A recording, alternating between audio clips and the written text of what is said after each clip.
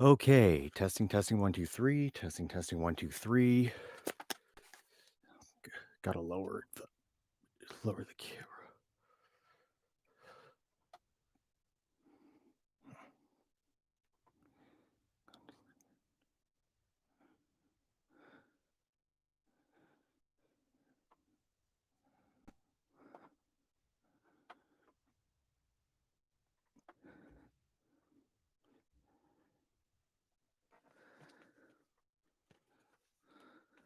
Hey everyone, how's it going?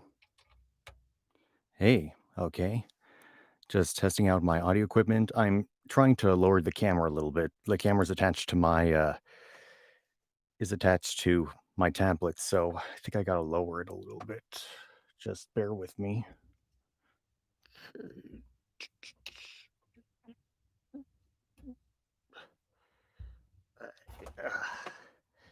Okay. Maybe I overdid it, but we'll soon find out.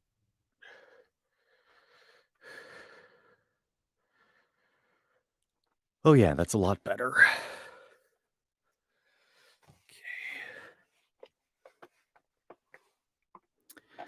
Okay.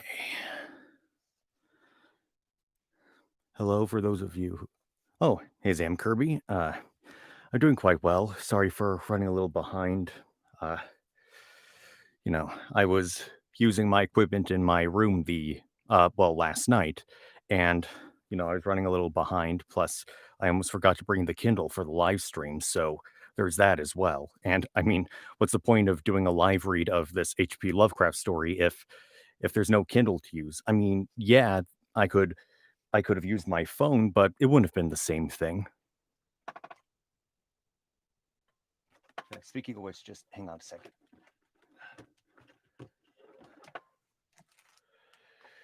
Okay. Let's see. Yeah, I need to get better at, starting on time, like actually starting on time. I just realized that I need to silence my phone. But what about you? How are you doing? See, I've got water, I've got my Monster Energy drink. I mean, I figure I'll need some energy at least for this thing because it's supposed to be an entertaining read. And unlike Alice in Wonderland, which I've read a while ago, I haven't read any H.P. Lovecraft, so this is going to be new. Oh, cool. Like anything new happens, Sam Kirby?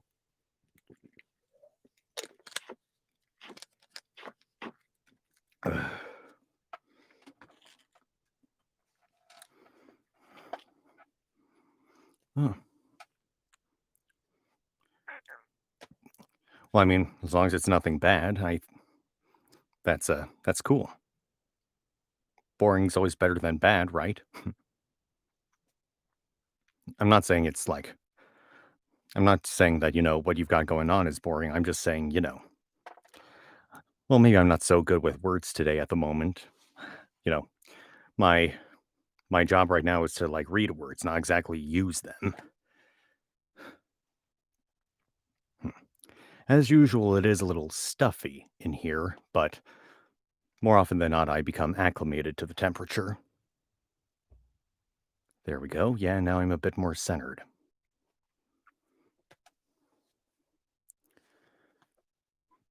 And let's see, tissues, water, energy drink, phone, Kindle. Yeah. You can hear me, right? I mean, I assume you can. Looks like my levels are good. Cool, cool, cool. Yeah, so just waiting for some other people to show up. I should probably get this chair WD-40'd. I'm sort of starting to realize that when it comes to like reading things for an extended period of time, it's best to sit down. In fact, that's what a lot of audiobook readers do. Like they don't necessarily stand up for long, unlike voice actors who do animation or something like that, where it requires a lot of energy, a lot of standing. Whereas for audiobooks, you just, read tons and tons of text, and every now and then you may act out a character, like, What are you doing? John said, or something like that.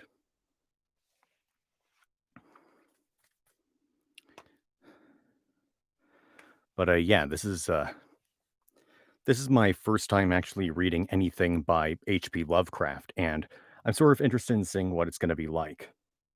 So let's uh, let's see what it's like.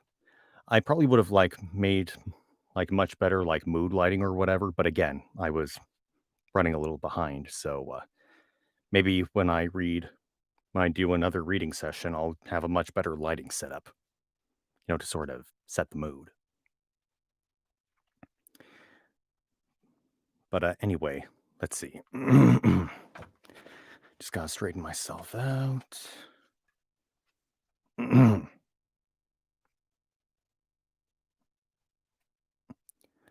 Right? At the Mountains of Madness by H.P. Lovecraft. Written 24th of February to 22nd of March, 1931. First published in Astounding Stories, Volume 16, Number 6, February 1936, pages 8 to 32. Volume 17, Number 1, March 1936, pages 125 to 155. Volume 17, Number 2, April 1936, pages 132 to 150. Chapter 1. I am forced into speech because men of science have refused to follow my advice without knowing why. It is altogether against my will that I tell my reasons for opposing this contemplated invasion of the Antarctic. With its vast fossil hunt, its wholesale boring and melting of the ancient ice cap, and I am the more reluctant because my warning may be in vain. Doubt of the real facts, as I must reveal them, is inevitable. Yet if I suppress what will seem extravagant and incredible, there would be nothing left. The hitherto withheld photographs, both ordinary and aerial, will count in my favor, for they are damnably vivid and graphic. Still, they they will be doubted because of the great lengths to which clever fakery can be carried. The ink drawings, of course, will be jeered at as obvious impostures, notwithstanding a strangeness of technique which art experts ought to remark and puzzle over. In the end, I must rely on the judgment and standing of the few scientific leaders who have, on the one hand, sufficient independence of thought to weigh my data on its own hideously convincing merits, or in the light of certain primordial and highly baffling myth cycles, and on the other hand, sufficient influence to deter the exploring world in general from any rash and overambitious program in the region of those mountains of madness. Title drop. It is an unfortunate fact that relatively obscure men like myself and my associates, connected only with a small university, have little chance of making an impression where matters of a wildly bizarre or highly controversial nature are concerned. It is further against us that we are not, in the strictest sense, specialists in the fields which came primarily to be concerned. As a geologist, my object in leading the Miskatonic University expedition was wholly that of securing deep level specimens of rock and soil from various parts of the Antarctic continent, aided by the remarkable drill devised by Professor Frank H. Pabodie. Professor Frank H. Pabodie of our engineering department. I had no wish to be a pioneer in any other field than this, but I did hope that the use of this new mechanical appliance at different points along previously explored paths would bring to light materials of a sort hitherto unreached by the ordinary methods of collection. Pabodie's drilling apparatus, as the public already knows from our reports, was unique and radical in its lightness, portability, and capacity to combine the ordinary artesian drill principle with the principle of the small circular rock drill in such a way as to cope quickly with strata of varying hardness. Steel head, jointed rods, gasoline motor, collapsible wooden derrick, dynamiting paraph- paraphern- paraphernalia. What's paraphernalia? Paraphernalia, miscellaneous articles, especially the equipment needed for a particular activity. Dynamiting paraphernalia, cording, rubbish removal auger, and sectional piping for bores 5 inches wide and up to 1,000 feet deep, all formed, with needed accessories, no greater load than 3 dog sledges could carry. This being made possible by the clever aluminum alloy of which most of the metal objects were fashioned.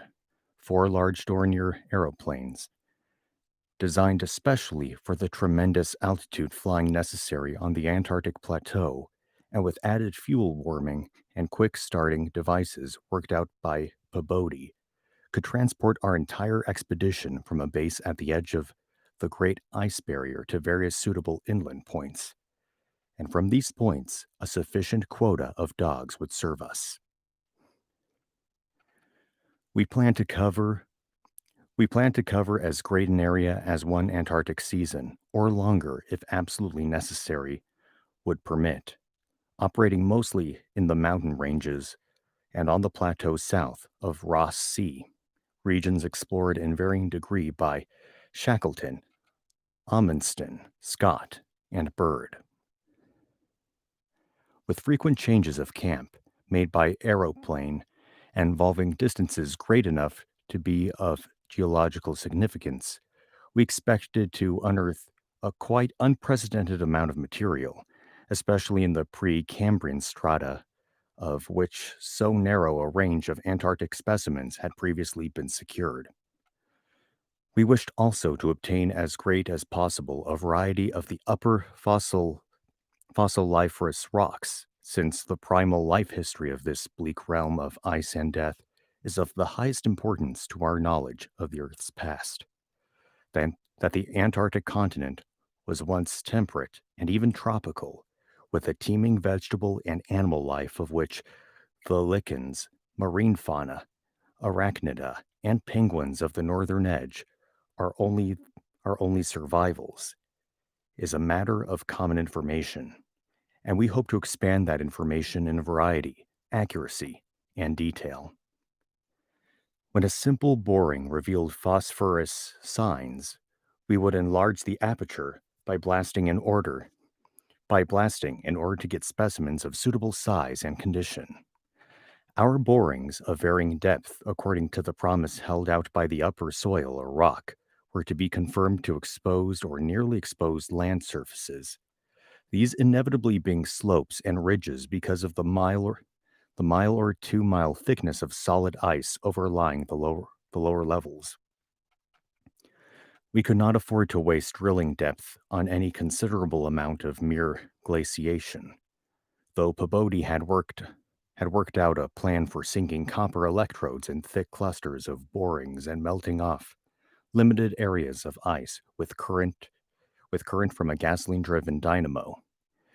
It is the plan which we could not put into effect except experimentally on an expedition such as ours, that the coming Starkweather Moore expedition proposes to follow, despite the warnings I've issued since our return from the Antarctic. Where did I put that? Where did I put that handkerchief? Here it is.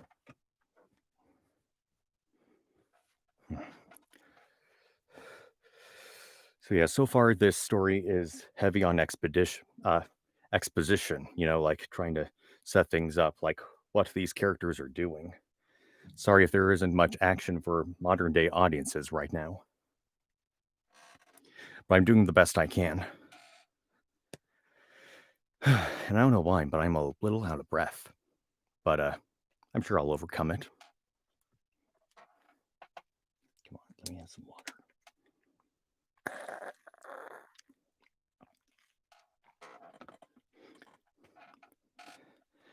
Yeah, I hope so. I mean, I'm going to continue doing this stuff. I think maybe I just need a bit more water. Maybe I'm, you know. All right. So, yes, here we go. The public knows of the Miskatonic expedition through our frequent wireless reports of the Arkham Advisor and Associated Press. Arkham. And through the later articles of Pabodie and myself. We consisted of 4 men from the university: Pabodie, Lake of Biology Department; Atwood, of the Physics Department, also a meteorologist; and I represented geology and having nominal command, besides 16 assistants, 7 graduate students from Miskatonic, and 9 skilled mechanics.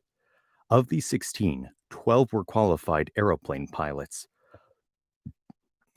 all but two, all but 2 of whom were competent wireless operators.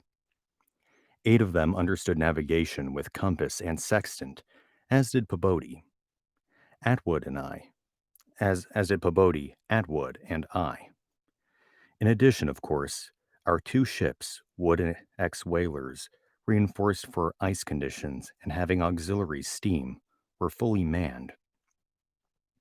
The, Natha- the, the Nathaniel Derby Pickman Foundation, aided by a few special contributions, financed the expedition. Hence, our preparations were extremely thorough despite the absence of great publicity. The dogs, sledges, machines, camp materials, and unassembled parts of our 5 planes were delivered in Boston. And there, our ships were loaded. We were marvelous. We were marvelous. We were marvelously well equipped for our specific purposes, and in all matters pertaining to supplies, regimen, transportation, and camp construction, we profited by the excellent example of our many recent and exceptionally brilliant predecessors. It was the usual number of it was the usual number and fame of these predecessors which made our own expedition, ample though it was, so little noticed by the world at large. I'm gonna lower the microphone a little bit. So I'm just gonna reduce the gain.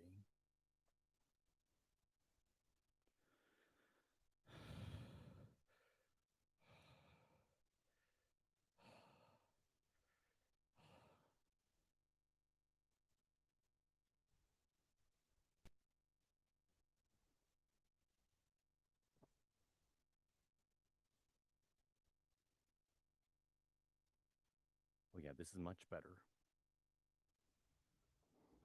Yeah, this is much better because my my mouth has been downward and the mic wasn't really leveled with where my mouth was, but now it is.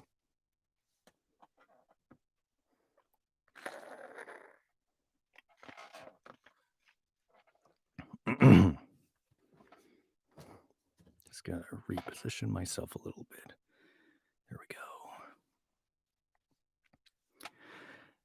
As the newspapers told, we sailed from Boston Harbor on September 2nd, 1930, taking a leisurely course down the coast and through the Panama Canal, and stopping at Samoa and Hobart, Tasmania, at which at which latter place we took on final supplies. None of our exploring party had ever been in the polar regions before, hence we all relied greatly on our ship captains, J.B. Douglas, commanding the brig Arkham and serving as commander of the sea party, and George Thorfinson, yeah, commanding the bark Miskatonic, both veteran whalers in Antarctic waters. As we left the inhabited world behind, the sun sank lower and lower in the in the north, and stayed longer and longer above the horizon each day. At about 62 degrees south latitude, we sighted our first icebergs, table-like objects with vertical sides, and just before reaching the Antarctic Circle, which we crossed on October 20th with appropriately quaint ceremonies, we were considerably troubled with field ice. The, fall, the falling temperature bothered me considerably after our long voyage through the tropics, but I tried to brace up for the worst rigors to come. On many occasions, the curious atmospheric effects enchanted me vastly. These included a strikingly vivid mirage, the first I had ever seen, in which distant bergs became the battlements of unimaginable cosmic castles. Pushing through the ice, which was fortunately neither extensive nor thickly packed, we regained open water at south latitude 67 degrees, east longitude 175 degrees. On the morning of October 26, a strong land blink appeared on the south, and before noon, we all felt a thrill of excitement at beholding a vast, lofty, and snow clad mountain chain which opened out and covered the whole vista ahead. There's a hair on here. At last, we had encountered an outpost of the great unknown continent and its cryptic world of frozen death. These peaks were obviously the Admiralty Range discovered by Ross, and would now be our task to round Cape Adair and sail down the east coast of Victoria Land to our contemplated base on the shore of McMurdo Sound at the foot of the volcano Erebus in south latitude 77 degrees 9 feet. The last lap of the voyage was vivid and fancy-stirring, great barren peaks of mystery looming up constantly against the west, as the low northern sun of noon, or the still lower horizon grazing southern sun of midnight, poured its hazy reddish rays over the white snow, bluish ice, and water lanes, and black bits of exposed granite slope.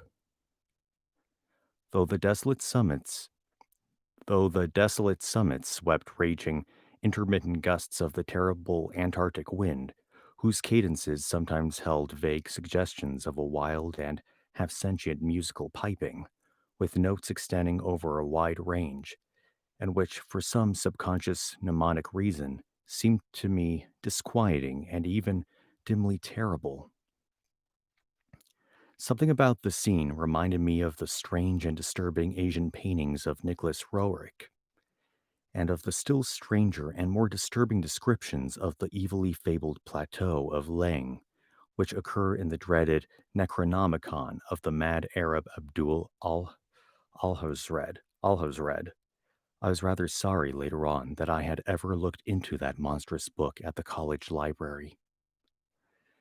On the 7th of November, sight of the westward range having been temporarily lost, we passed Franklin Island, and the next day descried the cones of Mounts Erebus and Terror on Ross Island ahead, with the long line of the Perry Mountains beyond.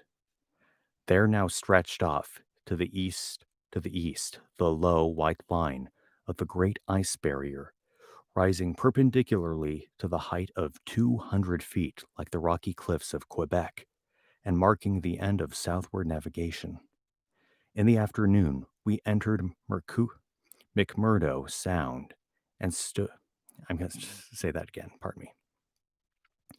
In the afternoon, we entered McMurdo Sound and stood off the coast in the lee of smoking Mount Erebus. The Skoraic, is that how you say? The Skoraic peak towered up some 12,700 feet against the eastern sky, like a Japanese print of the sacred Fujiyama, while beyond it rose the white, ghost-like height of Mount Terror, 10,900 feet in altitude, and now extinct as a volcano. Puffs of smoke from Erebus came intermittently, and one of the graduate assistants, a brilliant young fellow named Danforth, pointed out what looked like lava on the snowy slope, remarking that this mountain, discovered in 1840, had undoubtedly been the source of Poe's image when he wrote 7 years later of the lavas that restlessly roll their sulphurous currents down Yaanek in the ultimate climes of the pole, that groan as they roll down Mount Yaanek in the realms of the boreal pole. Danforth was a great reader of bizarre material and had talked a good deal of Poe. I was interested I was interested myself because of the Antarctic scene of Poe's only long story, the disturbing and enigmatical Arthur Gordon Pym. On the barren shore and on the lofty ice barrier in the background, myriads of grotesque penguins squawked and flapped their fins, while many fat seals were visible on the water, swimming or sprawling across large cakes of slowly drifting ice. Using small boats, we effected a difficult landing on Ross Island shortly after midnight on the morning of the 9th, carrying a line of cable from each of the ships and preparing to unload supplies by means of a breeches buoy arrangement. Our sensations on first treading Antarctic soil were poignant and complex, even though at this particular point the Scott and Shackleton expeditions had preceded us. Our camp on the frozen shore below the volcano's slope was only a provisional one, headquarters being kept aboard the Arkham. We landed all our we landed all our dri- we landed all our drilling apparatus, dogs, sledges, tents, provisions, gasoline tanks, experimental ice melting outfit, cameras both ordinary and aerial, aeroplane parts, and other accessories, including 3 small portable wireless outfits, besides those in the planes, I mean, capable of communicating with the Arkham's large outfit from any part of the Antarctic continent that we would be likely to visit. The ship's outfit communicating with the outside world was to convey press reports to the Arkham Advisor's powerful wireless station on Kingsport Head, Massachusetts.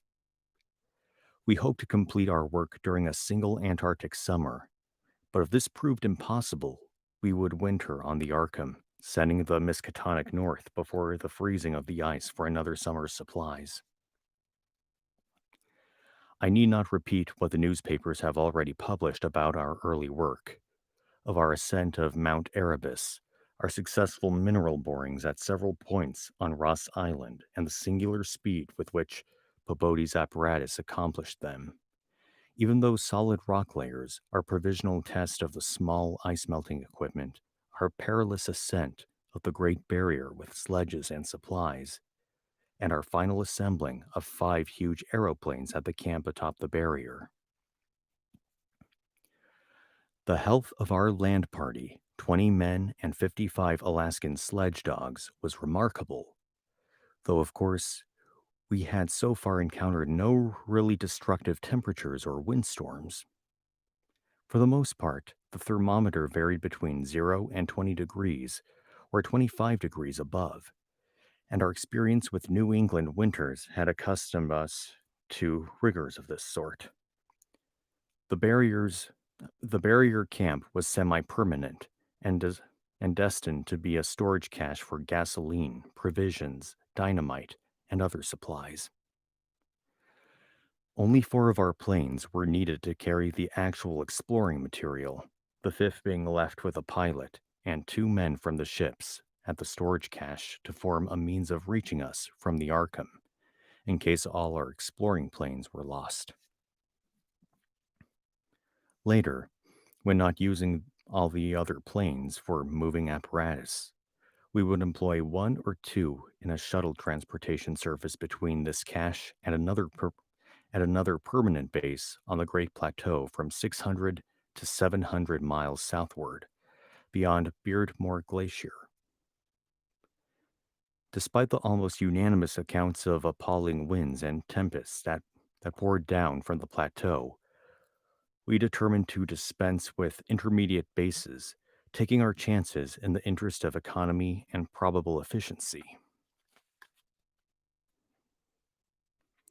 Wireless reports have spoken of the breathtaking 4-hour nonstop flight of our squadron on November 21st over the lofty shelf ice, with vast peaks rising on the west and the unfathomed silences echoing to the sound of our engines. Wind troubled us only moderately, and our radio compasses helped us through the one opaque fog we encountered. When the vast rise loomed ahead, between latitudes 83 degrees and 84 degrees, we knew we had reached Beardmore Glacier, the largest valley glacier in the world. and that the frozen sea was now giving place to a frowning and mountainous coastline. At last, we were truly entering the white, eon dead world of the ultimate South, and even as we realized it, we saw the peak of Mount Nansen in the eastern distance, towering to its height of almost 15,000 feet. The successful establishment of the southern base above the glacier in latitude 86 degrees 7 feet, east longitude 174 degrees 23 feet, and the phenomenally rapid and effective borings and blastings made at various points reached by our sledge trips and short aeroplane flights are matters of history, as it is the arduous and triumphant ascent of Mount Nansen by Pabodie and two of the graduate students, Gedney and Carroll, on December 13th to 15th. We were some 8,500 feet above sea level, and when experimental drillings revealed solid ground only 12 feet down through the snow and ice at certain points, we made considerable use of the small melting apparatus and sunk bores and performed dynamiting at many places where no previous explorer had ever thought of securing mineral specimens. The Precambrian granites and Beacon sandstones thus obtained confirmed our belief that this plateau was homogeneous with the great bulk of the continent to the west, but somewhat different from the parts lying eastward below South America, which we then thought to form a separate and smaller continent divided by the larger one by a frozen junction of Ross and Weddell seas, though Bird has since disproved the hypothesis. In certain of the sandstones, dynamited and chiseled after boring revealed their nature, we found we found some highly interesting fossil markings and fragments, notably ferns, seaweeds, trilobites, crinoids, and such mollusks as lingualae and gastropods, all of which seemed of real significance and connection. That's what it says. Or is that connexion? Connexion? Is that how you say it? Hang on. Oh, it's a British word, I guess. A relationship in which a person, thing, or idea is linked or associated with something else. Oh, I guess it's just. Oh, I guess it's just another way of saying connection. The significance in connection with the region's primordial history. There is also a queer triangular striated marking about a foot in greatest diameter, which Lake pieced together from three fragments of slate brought from the deep blasted aperture. These fragments came from a point to the westward, near the Alexandra from the Queen Alexandra range. And Lake, as a biologist, seemed to find their curious marking unusually puzzling and provocative, though to my geological eye it looked not unlike some of the ripple effects reasonably common in the sedimentary rocks. Since slate is no more than a metaphoric formation into which a sedimentary stratum is pressed, and since the pressure itself produces odd distorting effects on any markings which may exist, I saw no reason for extreme wonder over the striated depression. On January 6, 1961, Lake, Pabodie, Daniels, all six of the students, four mechanics, and I flew directly over the South Pole in two of the Great Plains, being forced down once by sudden high wind, which fortunately did not develop into a typical storm. This was, as the papers have stated, one of several one of several observation flights, during others of which we tried to discern new topographical features in areas unreached by previous explorers. Our early flights were disappointing in this latter respect, though they afforded us some significant examples of the richly fantastic and deceptive mirages of the polar regions, of which our sea voyage had given us some brief foretastes. Distant mountains floated in the sky as enchanted cities, and often the whole white world would dissolve into a gold, silver, and scarlet land of Dunsanian dreams and adventurous expectancy under the magic of the low midnight sun. On cloudy days, we had considerable trouble in flying, owing to the tendency of snowy earth and sky to merge into one mystical, opalescent void with no visible horizon to mark the junction of the two. At length, we resolved to carry out our original plan of flying 500 miles eastward with all four exploring planes and establishing a fresh subbase at a point which would probably be on the smaller continental division, as we mistakenly conceived it. Geological specimens obtained there would be desirable for purposes of comparison. Our health our health so far had remained excellent, lime juice well offsetting the steady diet of tinned and salted foods, and temperatures generally above zero enabling us to do without our thickest furs. It was now midsummer, and with haste and care we might be able to conclude work by March and avoid a tedious wintering through the long Antarctic night. Several savage windstorms had burst upon us from the west, but we had escaped damage through the skill of Atwood in devising rudimentary aeroplane shelters and windbreaks of heavy snow blocks, and reinforcing the principal camp buildings with snow. Our good luck and efficiency had indeed been almost uncanny. The outside world knew, of course, of our program, and was told also of Lake's strange and dogged insistence on a westward, or rather northwestward, prospecting trip before our radical shifts to the new base.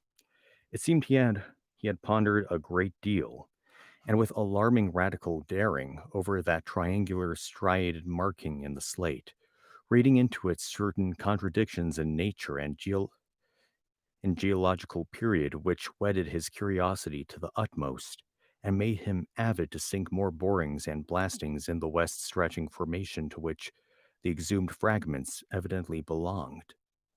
He was strangely convinced that the marking was the print of some bulky, unknown, and radically unclassifiable organism of considerably advanced evolution, notwithstanding that the rock which bore it was of so vastly ancient a date, Cambrian if not actually Precambrian, as to preclude the probable existence not only of all highly evolved life, but of any life at all above the unicellular or, at the most, the trilobite stage. These fragments, with their odd marking, must have been 500 million to 1,000 million years old. And that was chapter 1 of At the Mountains of Madness. Now, I must admit, that was a surprisingly advanced read. A lot of big words, a lot of English terms as well. And by English, I don't mean like the language English. I mean English as in terms that are normally used in England, like aeroplane. Yeah, it is. It is a hefty chapter. I agree. And it was very technical as well. A lot of, like I said, a lot of exposition. So, just to recap, this guy went with a bunch of explorers to explore the Antarctic regions to collect samples of different specimens. And they found a specimen which seems to be of an advanced race, despite the fact that this supposed advanced race must be older than pretty much any organism that's ever been on Earth. That's basically the chapter summed up. And I think I can hear my mom's phone.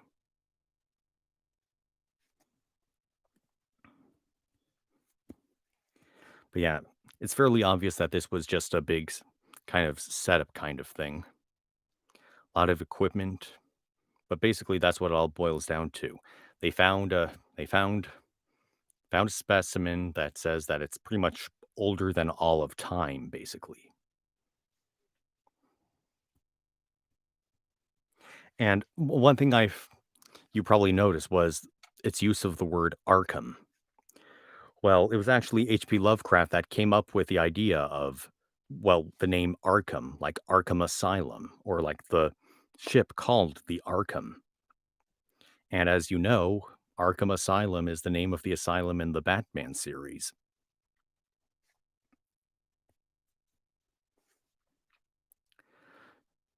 So it kind of shows how much of an influence that Lovecraft has in all kinds of media.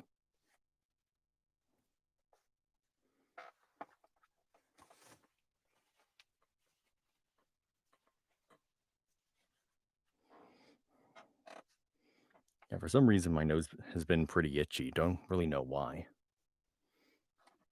but whatever. I think it's I think it's interesting, but it's quite a mouthful too. Very technical, like I said before.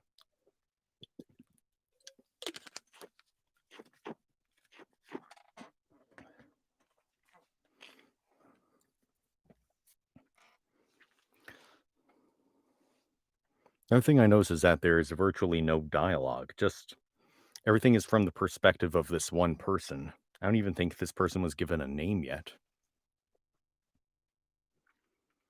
Pardon me.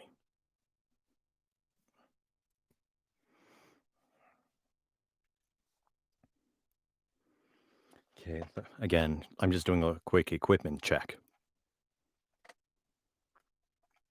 Yeah, glad you noticed. Yeah. Okay, so yeah, that stuff is plugged in. Got my headphones in. Got that plugged in.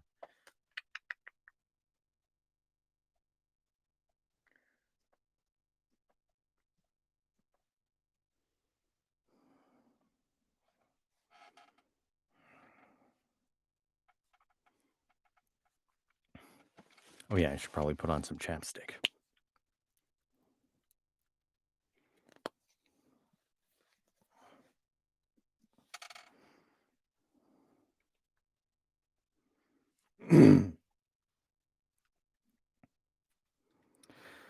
Also, this is sort of like some written in the form of like someone's journal as well.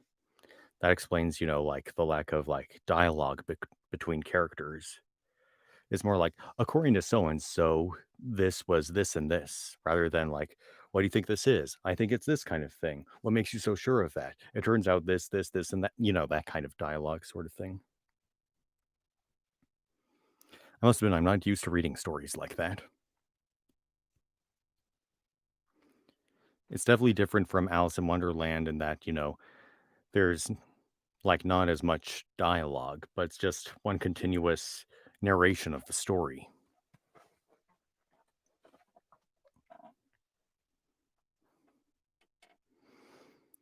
Anyway, this one is chapter 2. Popular imagination, I judge, responded actively to our wireless bulletins of lakes start northwestward into regions never trodden by human foot or penetrated by human imagination. Though we did not mention his wild hopes of revolutionizing the entire sciences of biology and geology. His preliminaries his preliminary sledging and boring journey of January 11th to 18th with Pabodie and 5 others, marred by the loss of 2 dogs in an upset when crossing one of the great pressure ridges in the ice, had brought up more and more of Archean, the Archean slate. And even I was interested by the singular profusion of evident fossil markings in that unbelievably ancient stratum. These markings, however, were of very primitive lifeforms involving no great paradox except that any lifeform should occur in rock as definitely Precambrian as this seemed to be. Hence, I still fail to see the good sense of Lake's demand for an interlude in our time saving program. An interlude requiring the use of all 4 planes, many men, and the whole of the expedition's mechanical apparatus. Hang on.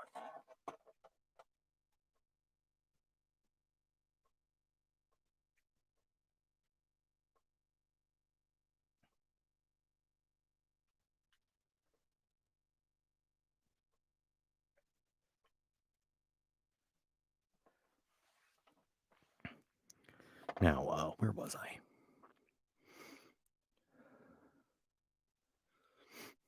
I did not, in the end, veto the plan, though I decided not to accompany the Northwestern Party despite Lake's plea for my geological advice.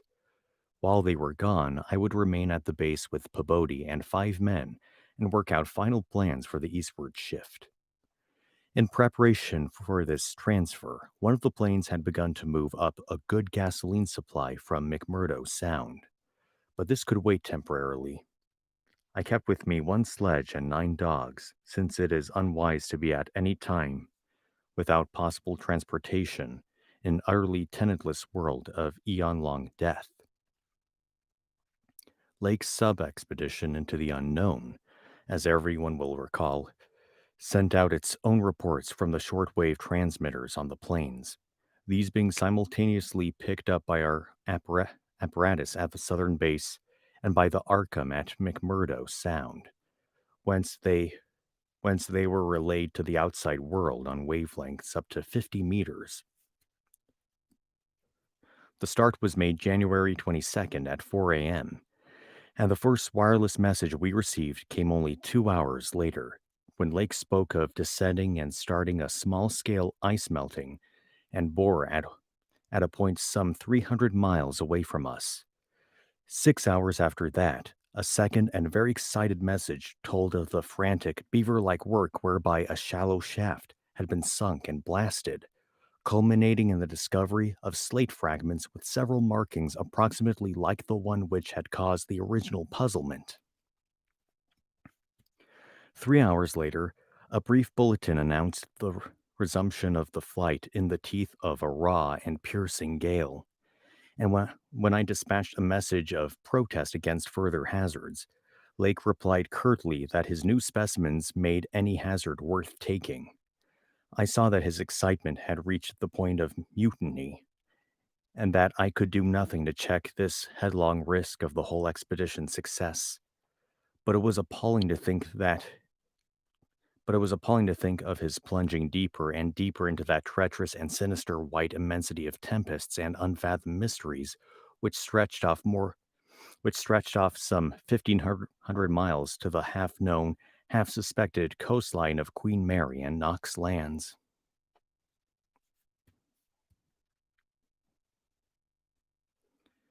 Then, in about an hour and a half more, oh wait, then in about a half a, then in about an hour and a half more came that doubly excited message from Lake's moving plane, which almost reversed my sentiments and made me wish I had accompanied the party.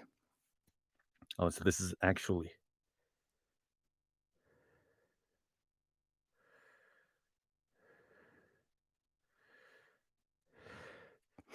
Well, I didn't ditch Alice in Wonderland. I actually finished Alice in Wonderland.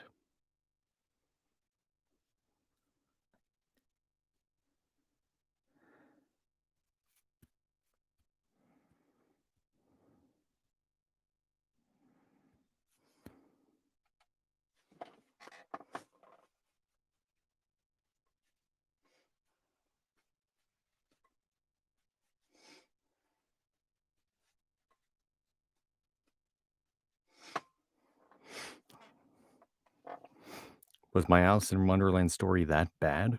I mean, story reading that bad?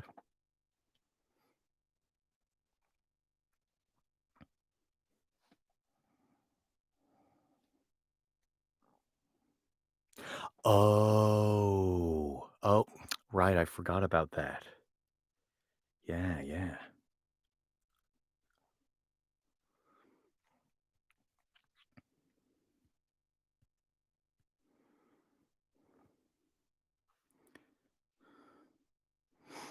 Anyway, this is what the message said from the party. 10:05 p.m. on the wing. After snowstorm have spied mountain range ahead higher than any hitherto seen. May equal Himalayas allowing for height of plateau. Probable latitudes 76 degrees 15 feet. Longitude 113 degrees 10 feet. Estimate reaches as far as can see to left and right. Suspicion of two smoking cones. All peaks black and bare of snow. gale blowing off them impedes navigation. After that, Pabodie, the men, and I hung breathlessly over the receiver, though of this titanic mountain rampart 700 miles away inflamed our deepest sense of adventure, and we rejoiced that our expedition, if not ourselves personally, had been its discoverers. In half an hour, Lake called us again.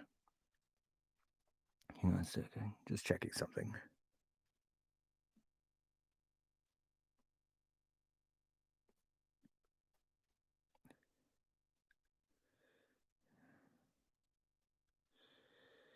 Sorry, thought I saw something on my face, so I'm just kind of checking my reflection.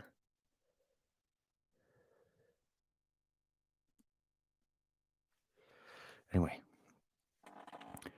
Moulton's plane forced down on plateau and foothills, but nobody hurt and perhaps can repair. Shall transfer essentials to other three for a return or further moves if necessary. But no more heavy plane travel needed just now. Mountains surpass anything in imagination. I'm going up scouting in Carroll's plane, with all weight out. You can't imagine anything like this. Highest peaks must go over 35,000 feet.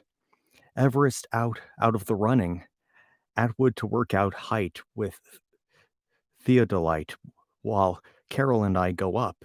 Probably wrong about cones, for formations look stratified, possibly Precambrian slate with other strata mixed in. Queer skyline effects, regular sections of cubes clinging to highest peaks. Whole thing marvelous in red gold light of low sun, like land of mystery in a dream or gateway to forbidden world of untrodden wonder. Wish you were here to study.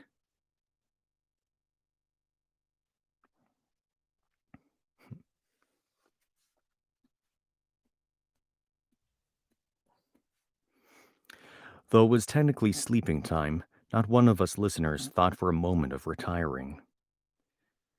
It must have been a good deal the same at McMurdo Sound, where the supply cache and the Arkham were also getting the messages, for Captain Douglas gave out a call congratulating everybody on the important find, and Sherman, the cache operator, seconded his sentiments. We were sorry, of course, about the damaged aeroplane, but hoped it could be easily mended. Then, at 11 p.m., another call came from Lake. Up with Carol over highest foothills. Don't dare try really tall peaks in present weather, but shall later. Frightful work climbing, and hard going at this altitude, but worth it. Great range fairly solid, hence can't get any glimpses beyond. Main summits exceed Himalayas, and very queer. Range looks like Precambrian slate, with plain signs of many other upheaved strata. Was wrong about volcanism. Go farther in either direction than we can see, swept clear of snow of about 21,000 feet. On formations on slopes of highest mountains, great low square blocks with exactly vertical sides and rectangular lines of low vertical ramparts, like the old Asian castles clinging to steep mountains in Rorik's paintings. Impressive from distance. Flew close to one, and Carol thought they were formed of smaller separate pieces, but that is probably weathering. Most edges crumbled and rounded off as if exposed to storms and climate changes for millions of years. Parts, especially upper parts, seem to be of lighter colored rock than any visible strata on slopes proper, hence an evidently crystalline origin. Close flying shews many cave mouths, some unusually regular in outline, square or semicircular. You must come and investigate. I think I saw ramparts squarely on top of one peak. Height seems about 30,000 to 35,000 feet. I'm up 21,500 myself in devilish 9 cold. Wind whistles and pipes through passes and in and out of caves, but no flying danger so far.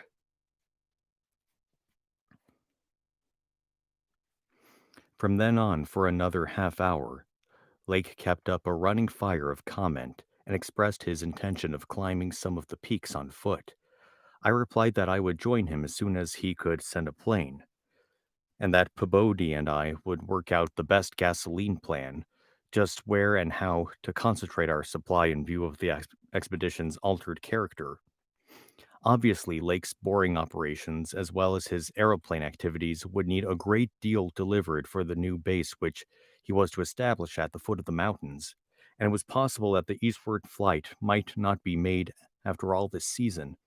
In connection with this business, I called Captain Douglas and asked him to possible get as much possible out of the ships and up the barrier with the single dog team we had left there. A direct route across the unknown region between Lake and McMurdo Sound was what we really ought to establish.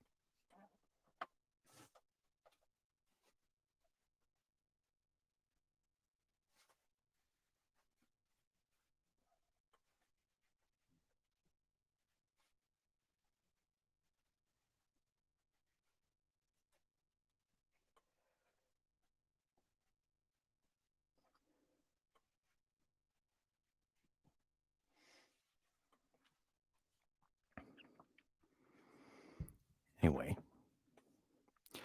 Lake called me later to say that he had decided to let the camp stay where Moulton's plane had been forced down and where repairs had already progressed somewhat. The ice sheet was very thin, with dark ground here and there visible, and he would sink some borings and blasts at that very point before making any sledge trips or climbing expeditions. He spoke of the ineffable majesty of the whole scene, and the queer state of his sensations at being in the lee of vast silent pinnacles whose ranks shot up like a wall reaching the sky at the world's rim. Atwood's theodolite observations had placed the height of the five tallest peaks from 30,000 to 34,000 feet.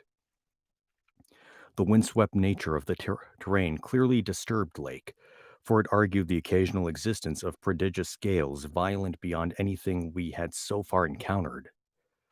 This camp lay a little more than 5 miles from where the higher foothills abruptly rose.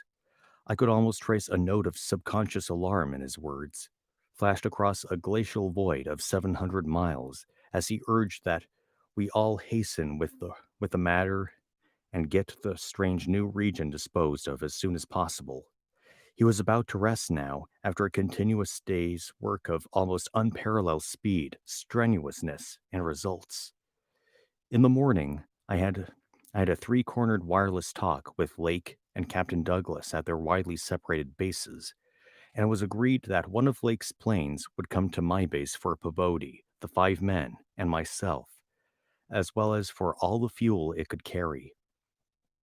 The rest of the fuel in question, depending on our decision about an easterly trip, could wait for a few days, since Lake had enough for immediate camp heat and borings.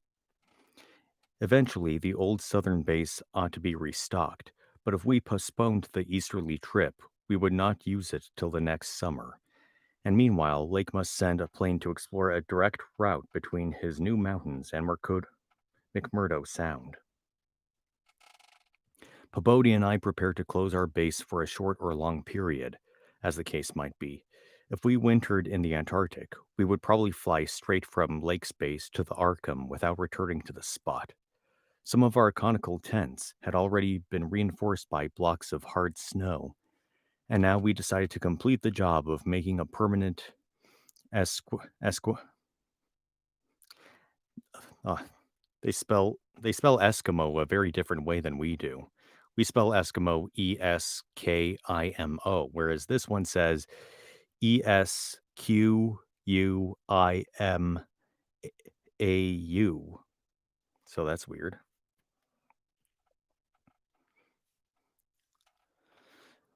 Owing to a very liberal tent supply, Lake had with him all that his base would need even after our arrival. I wirelessed that Pabodie and I would be ready for the northwestward move after one day's work and one night's rest. Our labors, however, were not very steady after 4 p.m. For about that time, Lake began sending in the most extraordinary and excited messages. His working day had started up unpro- unpropit- propitious. Propit- unpropit. How do you say this word? Unprep.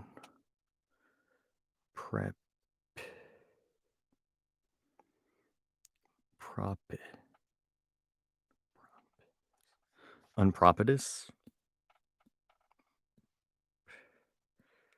Unpropitious? Unpropitious?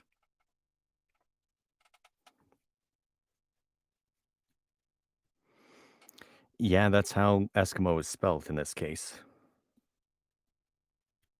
At least that's how I assume it's pronounced.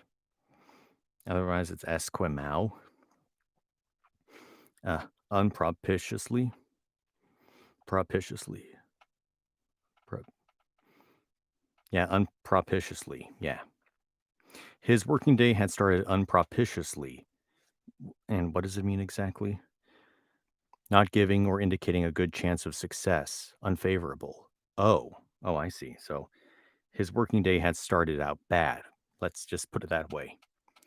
Since an aeroplane survey of the nearly exposed rock surfaces shewed an entire absence of those Archean and primordial strata for which he was looking, and which formed so great a part of the colossal peaks that loomed up at a tantalizing distance from the camp.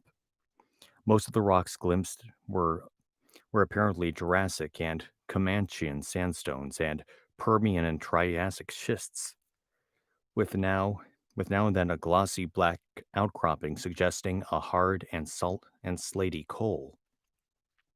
This rather discouraged Lake, whose plans all hinged on unearthing specimens more than 500 million years older. It was clear to him that in order to recover the Archean slate vein in which he had found the odd markings, he would have to make a long sledge trip from these foothills to the steep slopes of the gigantic mountains themselves. He had resolved, nevertheless, to do some local boring as part of the expedition's general program, hence set up the drill and put 5 men to work with it, while the rest finished settling the camp and repairing the damaged aeroplane. The softest visible rock, a sandstone about a quarter of a mile from the camp, had been chosen for the first sampling, and the drill made excellent progress without much supplementary blasting. It was about 3 hours afterward, following the first really heavy blast of the operation, that the shouting of the drill crew was heard, and that young Gedney, the acting foreman, rushed into the camp with startling news. They had struck a cave. Early in the boring, the sandstone had given place to a vein of Comanchean limestone full of minute fossil cephalopods, corals, echini, and spirifera, and with occasional suggestions of silic- siliceous sponges and marine vertebrate bones, the latter probably of teleosts, sharks, and ganoids. This in itself was important enough, as affording the first vertebrate fossils the expedition had yet secured. But when shortly afterward the drill had stopped through the stratum into apparent vacancy, a wholly new and doubly intense wave of excitement spread among the excavators. A good sized blast had laid open the subterranean secret, and now, through a jagged aperture, perhaps 5 feet across and 3 feet thick, there yawned before the avid searchers a section of shallow limestone hollowing worn more than 50 million years ago by the trickling groundwaters of a bygone tropic world.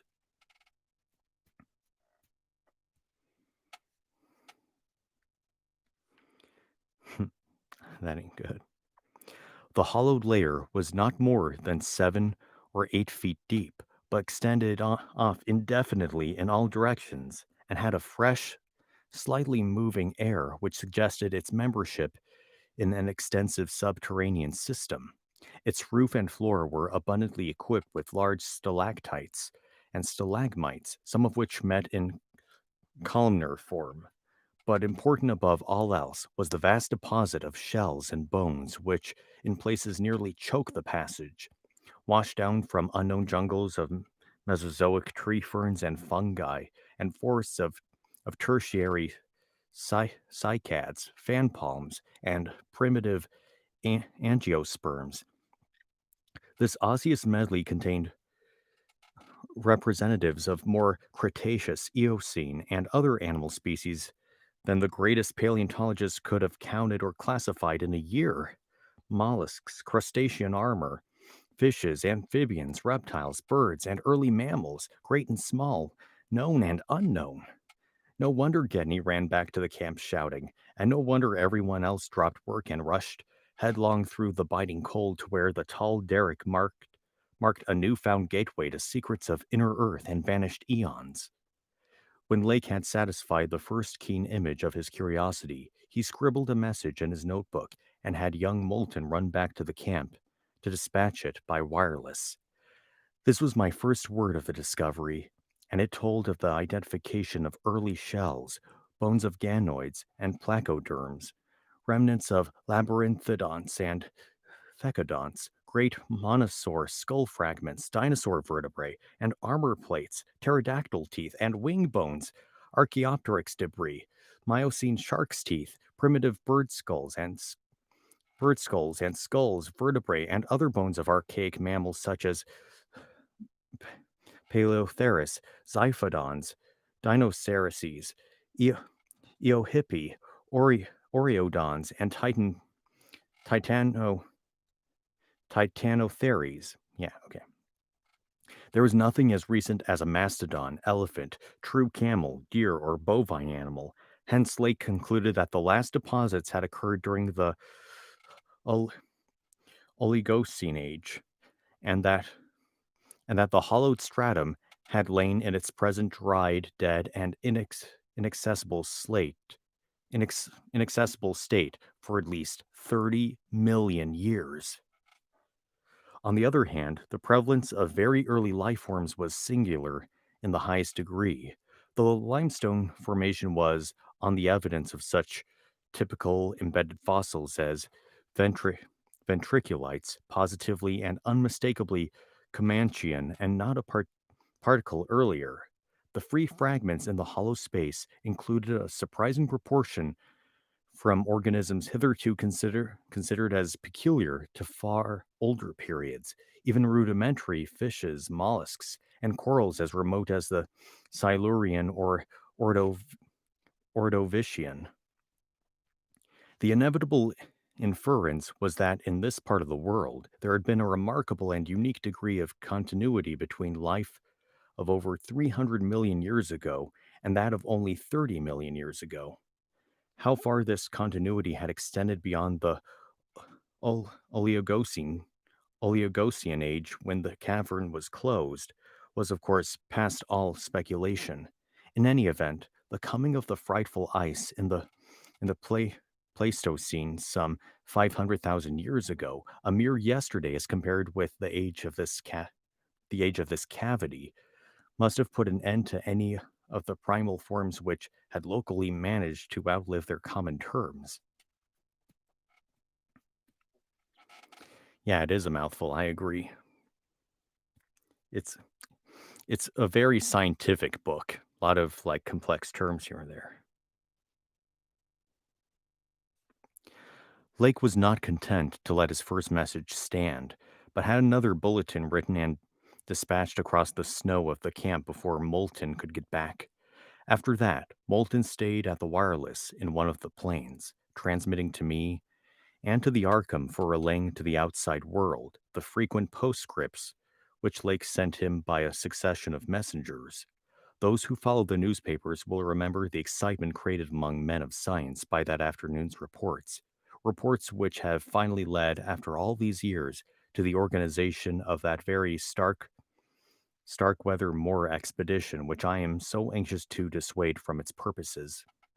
I had better give the messages literally as Lake sent them, and as our base operator, McTighe, translated them from his pencil shorthand. Fowler makes discovery of highest importance in sandstone and limestone fragments from blasts.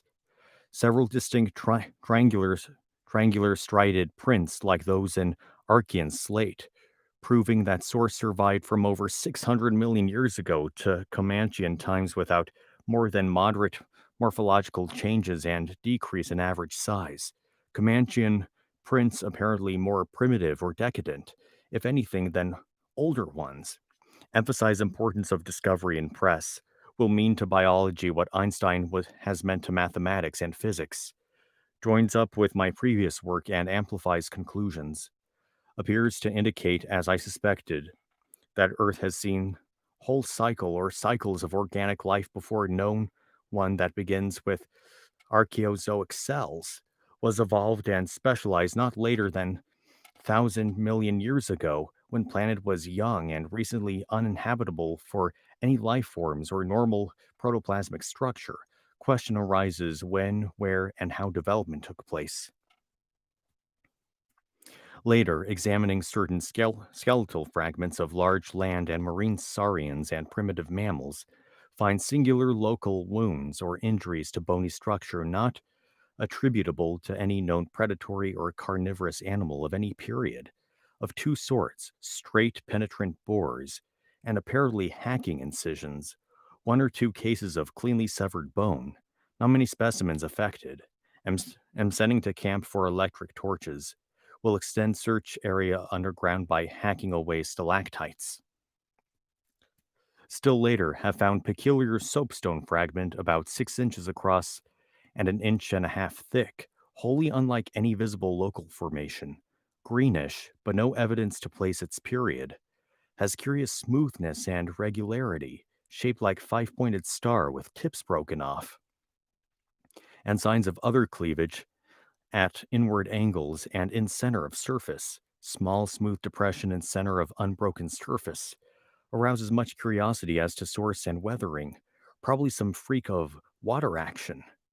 Carroll, with magnifier, thinks he can make out additional markings of geologic significance, groups of tiny dots in regular patterns, dogs growing uneasy as we work, and seem to hate the soapstone. Must see if it has any peculiar odor. We'll report again when Mills gets back with light and we start on underground area.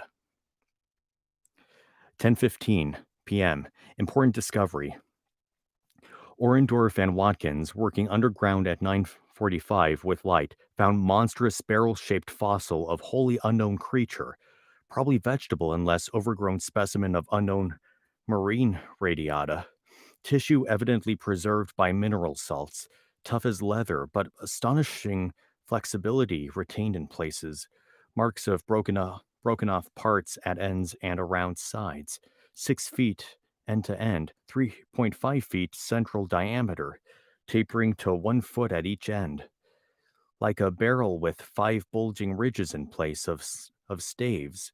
Lateral breakages, as of finished stalks, are at equator of in middle of these ridges. In furrows between ridges are curious growths, combs or wings that fold up and spread out like fans, all greatly damaged, but one which gives almost 7 foot wing spread.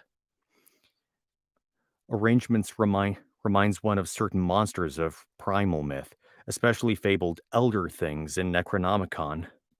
These wings seem to be membranous, stretched on framework of glandular tubing, apparent minute orifices in frame tubing at wingtips. Ends of body shriveled, giving no clue to interior or what has been broken off there. Must dissect when we get back to camp. Can't decide whether vegetable or animal. Many features obviously of almost incredible primitiveness. Having set all hands cutting stalactites and looking for further specimens. Additional scarred bones found, but these must wait. Having trouble with dogs. They can't endure the new specimen and would probably tear to pieces if we didn't keep them at a distance from them.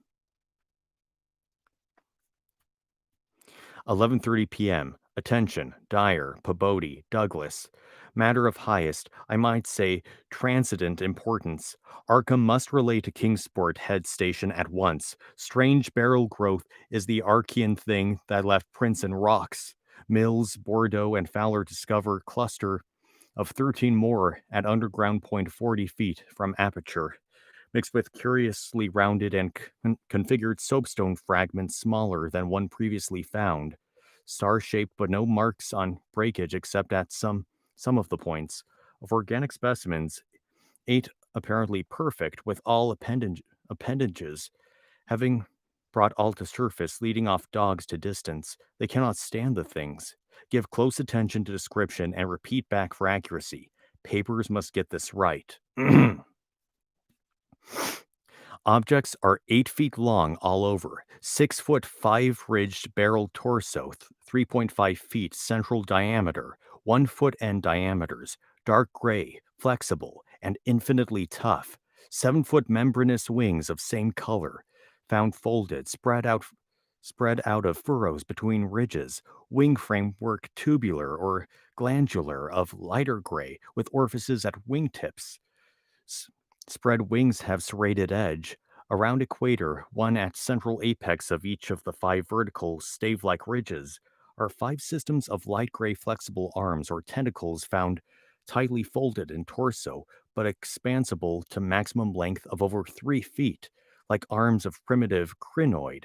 Single stalks 3 inches diameter branch after 6 inches into 5 substalks, each of which branches after 8 inches into 5 small tapering tentacles or tendrils, giving each stalk a total of 25 tentacles.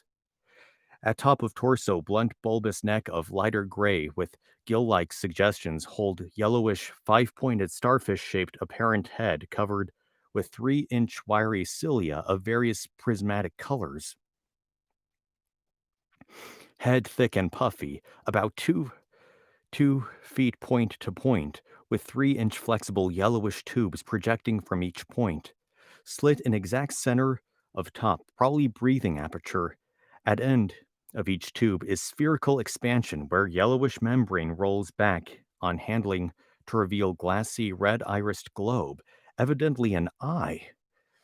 5 slightly longer reddish tubes start from the inner angles of starfish-shaped head and end in sac-like swellings of same color, which upon pressure open to bell-shaped orifices 2 inches maximum diameter and lined with sharp white tooth-like projections.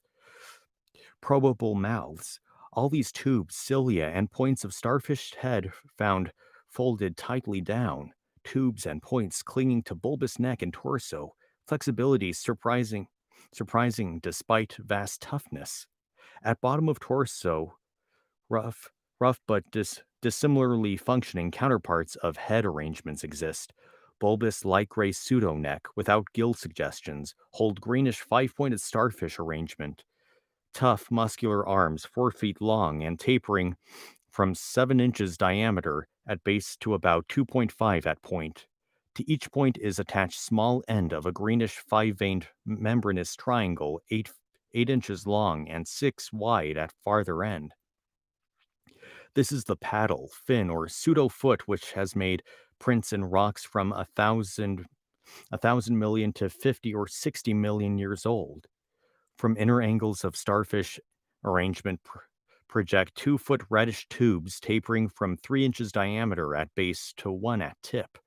Orifices at orifices at tips. All these parts infinitely tough and leathery, but extremely flexible. 4-foot arms with paddles undoubtedly used for locomotion of some sort, marine or otherwise. When moved, display suggestions of exaggerated muscularity.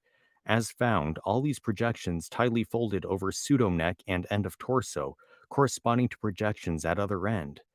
Cannot yet assign positively to animal or vegetable kingdom, but odds now favor animal. Probably represents incredibly advanced evolution of radiata without loss of certain primitive features. E- Echinoderm resemblance is unmistakable despite local contradictory evidences.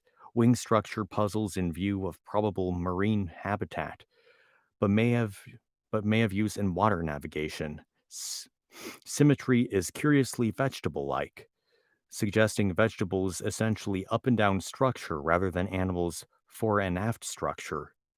Fabulously early date of evolution, preceding even simplest archaean protozoa hitherto known, baffles all conjecture as to origin. Complete specimens have such uncanny resemblance to certain creatures of primal myth that suggestion of ancient existence outside Antarctic becomes inevitable.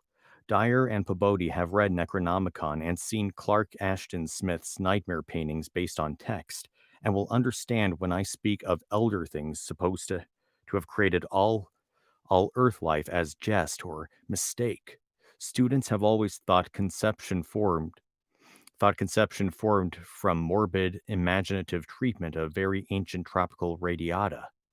Also, like prehistoric folklore things Will Marth has spoken of, Cthulhu, cult appendages, etc.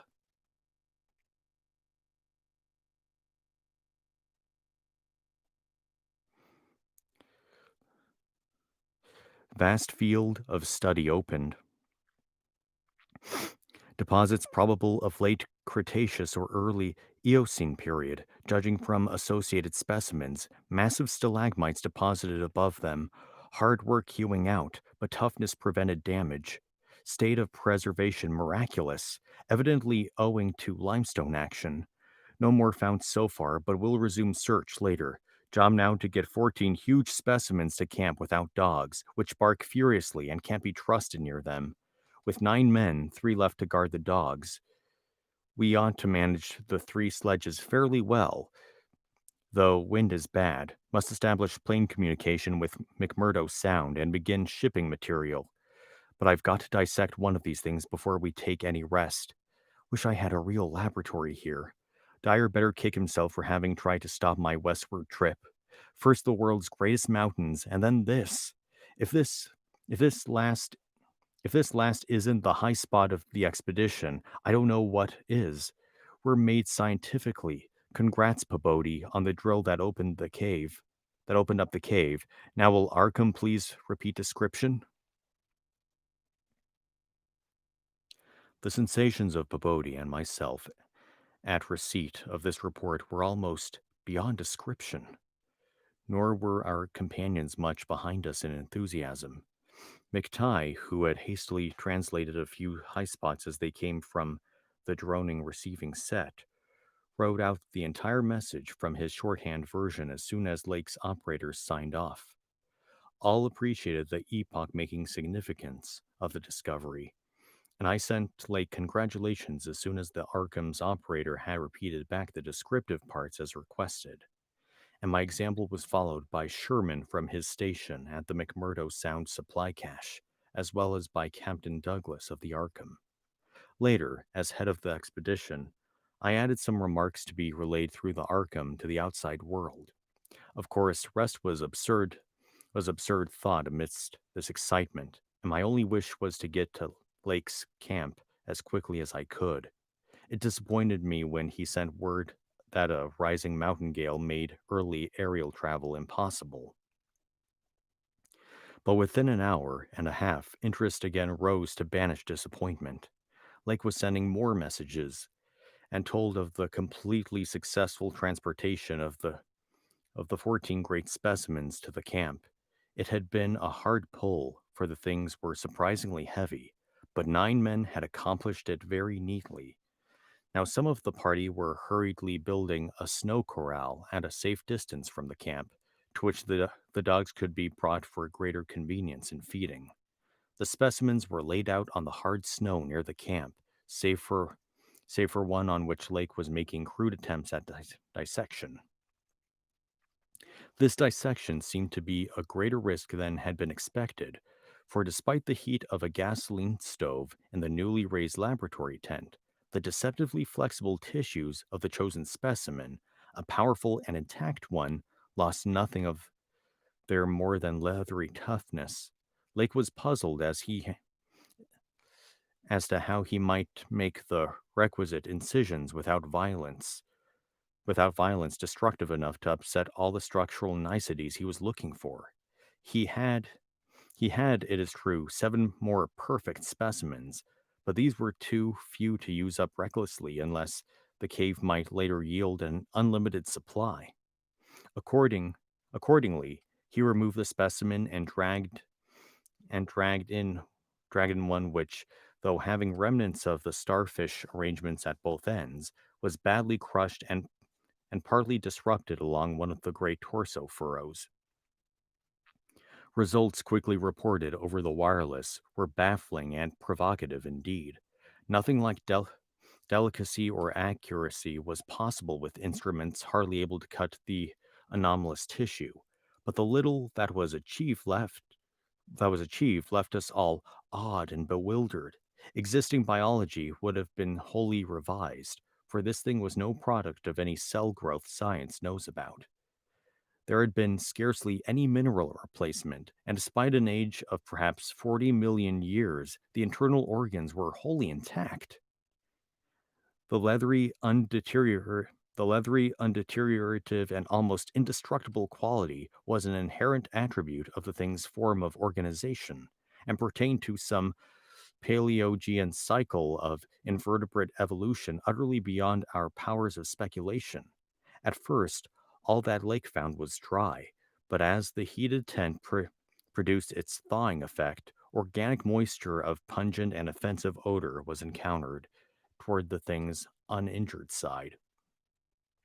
It was not blood, but a thick, dark green fluid apparently answering the same purpose.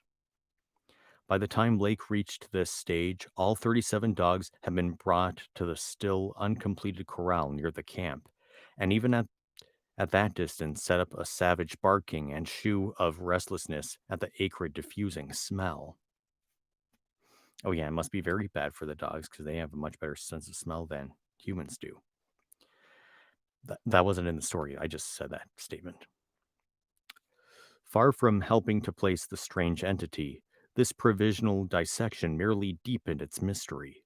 All guesses about its external members had been correct, and on the evidence of these, one could hardly hesitate to call the thing animal. But internal inspection brought up so many vegetable evidences that Lake was left hopelessly at sea. It had digestion and circulation and eliminated waste matter through the reddish tubes off its starfish-shaped base. Curiously, one would say that its respiratory apparatus handled oxygen rather than carbon dioxide, and there were odd evidences of aid storage chambers and methods of shifting respirations from the external orifice to at least two other fully developed breathing systems, gills and pores. Clearly, it was amphibian and probably adapted to long airless hibernation periods as well. Vocal organs seemed present in connection organ, with the main respiratory system. Hang on. Vocal organs seemed present in connection with the main respiratory system, but they presented anomalies beyond immediate solution. Articulate speech, in the sense of syllable utterance, seemed barely conceivable, but musical piping notes covering a wide range were highly probable. The muscular system was almost pretern- preternaturally developed. The nervous system was so complex and highly developed as to leave Lake aghast. Though excessively primitive and archaic in some respects, the thing had a set of ganglial centers and connectives arguing the very extremes of specialized development. Its five-lobe brain was surprisingly advanced, and there were signs of a sensory equipment, served in part through the wiry cilia of the head, involving factors alien to any other terrestrial organism. Probably it had more than five senses, so that its habits could not be predicted from any existing analogy. It must, Lake thought, have been a creature of keen sensitiveness and delicately differentiated functions in its primal world, much like the ants and bees of today. It produced it produced like the vegetable cryptograms, especially the pterio the pteridophytes, having spore cases at the tips of the wings and evidently developing from a thallus or prothallus. But to give it a name at this stage was mere folly. It looked like a radiate, but was clearly something more. It was partly vegetable, but had three-fourths of the essentials of animal structure.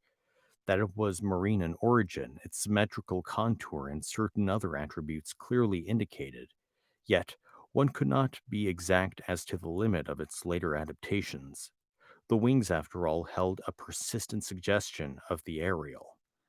How could it have undergone its tremendously complex evolution on a newborn Earth in time to leave prints in Archean rocks was so far beyond conception as to make Lake whimsically recall the primal myths about great old ones who filtered down from the stars and concocted Earth life as a joke or a mistake, and the wild tales of cosmic hill things from outside told by a folklorist colleague in Miskatonic's English department.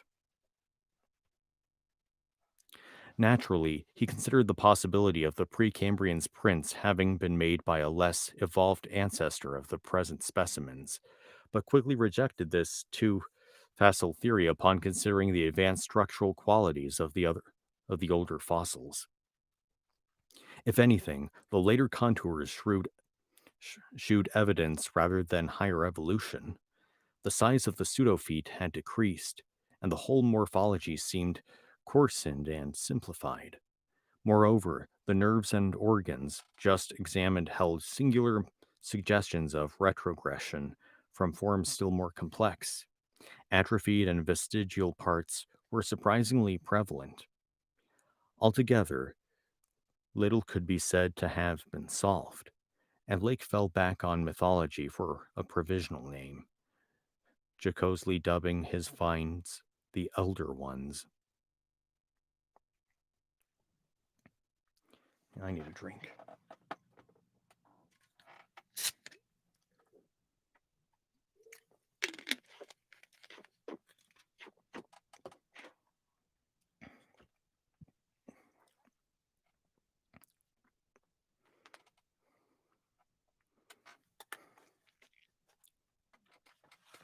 Yeah, I need some chapstick.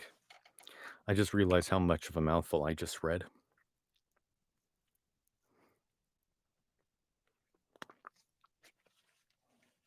My hand hurts from holding my Kindle.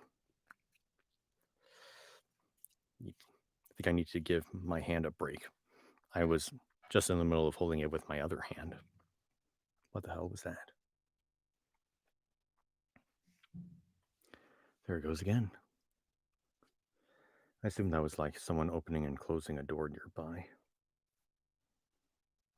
Ah, geez. The human hand is not meant to hold a Kindle like this for a long period of time. Just letting you know.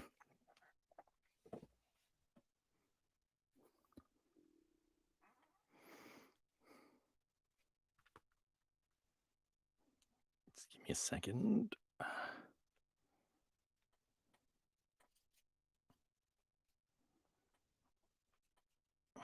Okay.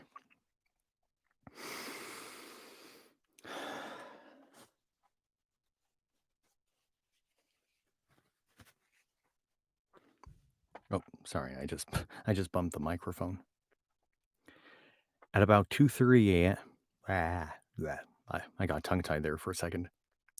At about 2:30 a.m., having decided to postpone further work and get a little rest, he covered the dissected organism with a tarpaulin, emerged from the laboratory tent, and studied the intact specimens with renewed interest. The ceaseless Antarctic sun had begun to limber up their tissues a trifle, so that their head points and tubes of two or three shewed signs of unfolding. But Lake did not believe there was any danger of immediate decomposition in the almost sub-zero air. He did, however, move all the undissected specimens closer together and throw a spare tent over them in order to keep them from the direct solar rays.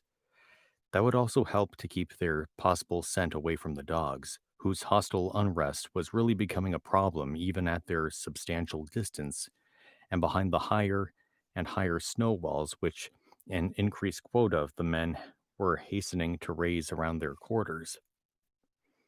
He had to he had to weight down the corners of the tent cloth with heavy blocks of snow to hold it in place amidst the rising gale, for the Titan mountains seemed about to deliver some gravely severe blasts.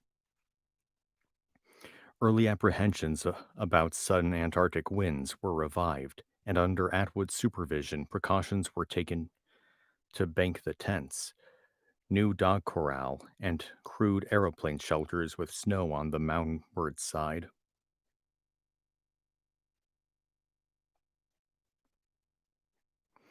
Who's Garrison Kellier or Kylier?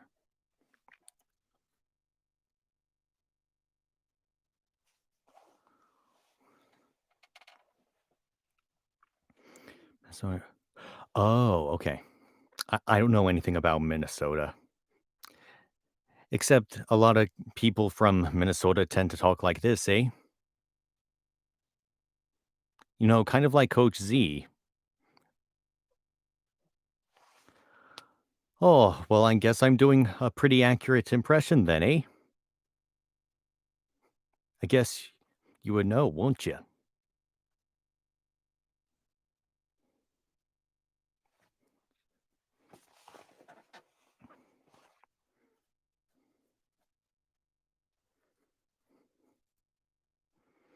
Also, I know that's what the main character from The Mighty Ducks is from, Minnesota, Minneapolis, Minnesota to be exact. Too different from the rest of the country. Oh, okay. Yeah. Go out into the cornfields, though. You'll get oh, out into the out into the cornfields, eh? You get the full accent. But anyway, where was I? Oh yeah, they had to hold the blocks down with like snow blocks. Hold the tents down with snow blocks.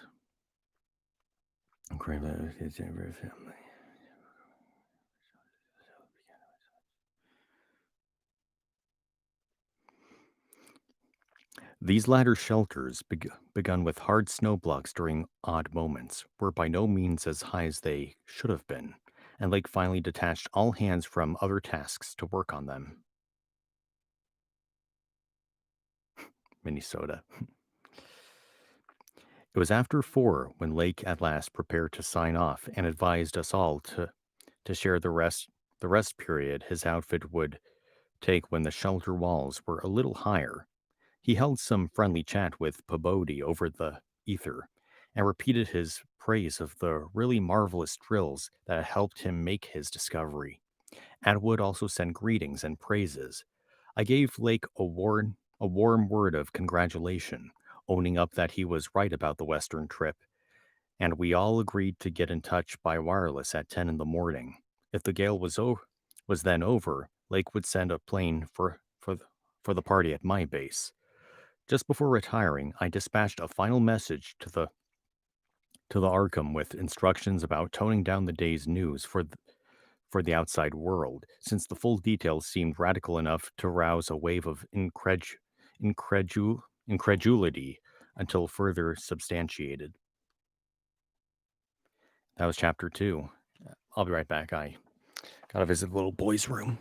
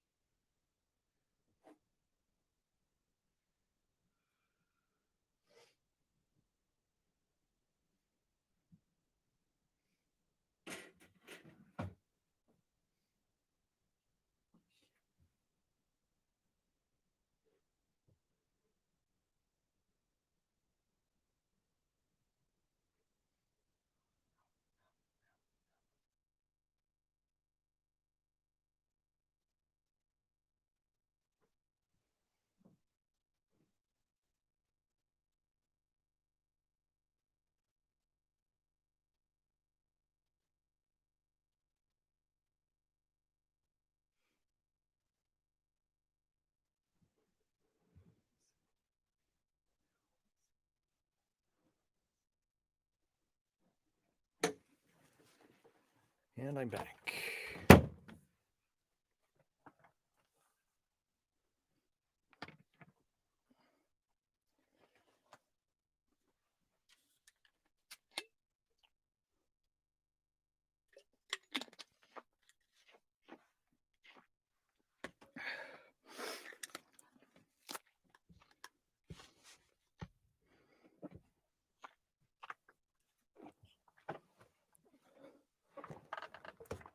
Yeah, I'll bring it a little closer.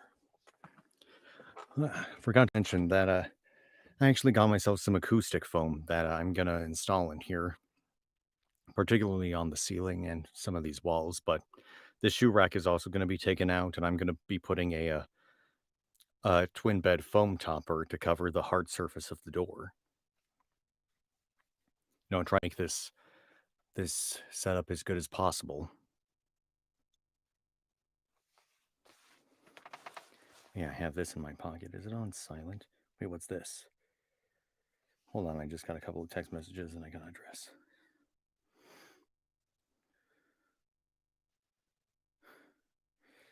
Yes, I can.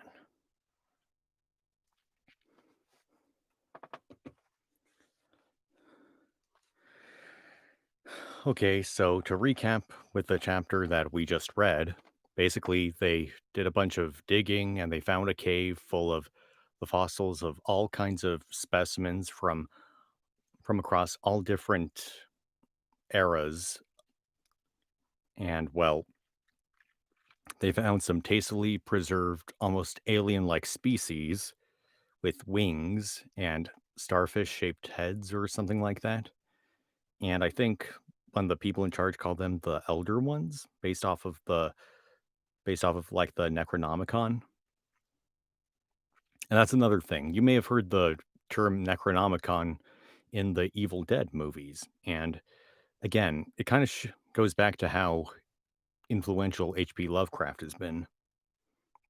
And the reason why franchises like Batman and Evil Dead are able to use these kinds of terms, Necronomicon and Arkham, is because H.P. Lovecraft stories are now public domain, meaning anyone can use the characters, stories, ideas, mythology from that series.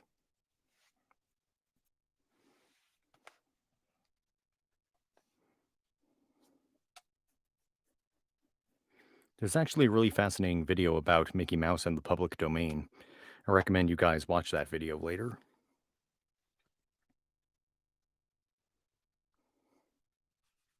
It makes you realize just how important the public domain actually is.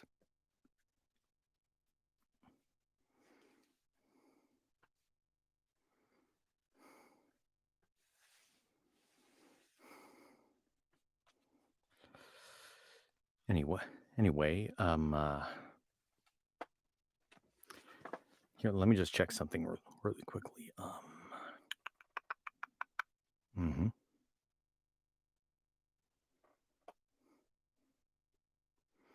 Oh my. Apparently, this story has 12 chapters.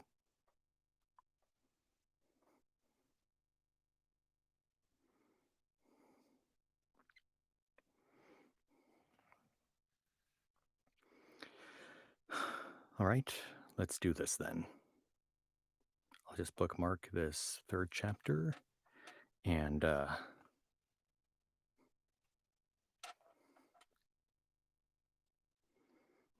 I'm starting to wonder if I should have had something, like to hold this. I mean, I use the screen right here, but I don't think I'd be able to look at myself just to make sure I'm in position or whatever. Yeah, maybe I just need another tray, like a tray to hold this. But I don't know. Maybe it's nothing.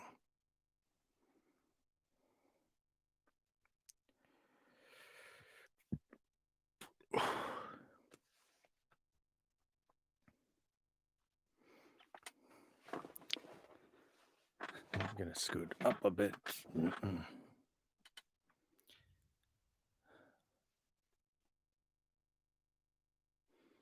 Sorry, I'm just taking notice of my surroundings.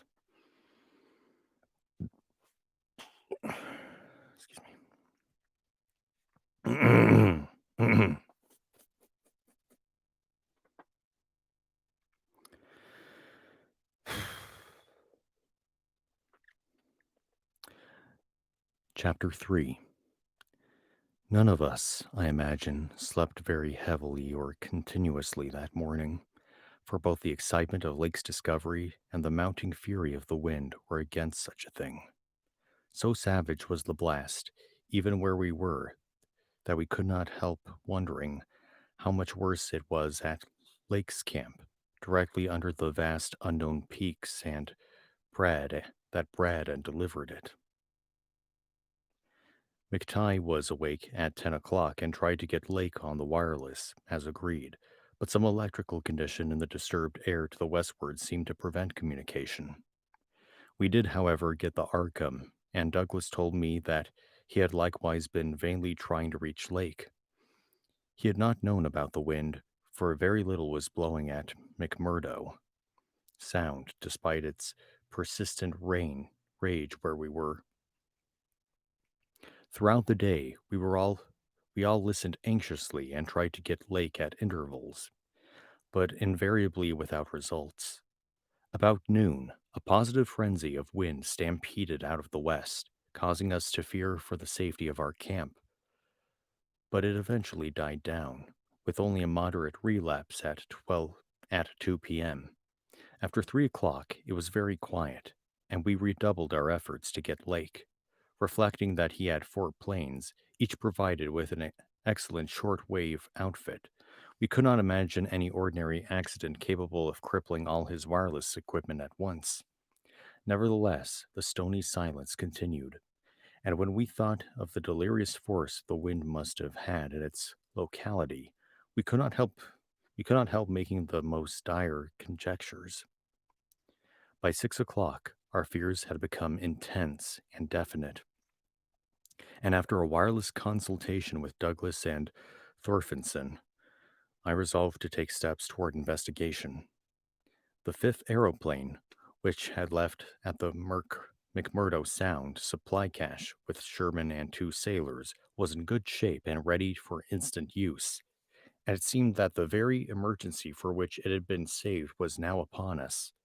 I got Sherman by wireless and ordered him to join me with the plane and 2 sailors at the southern base as quickly as possible. The air conditions were the air conditions being apparently highly favorable.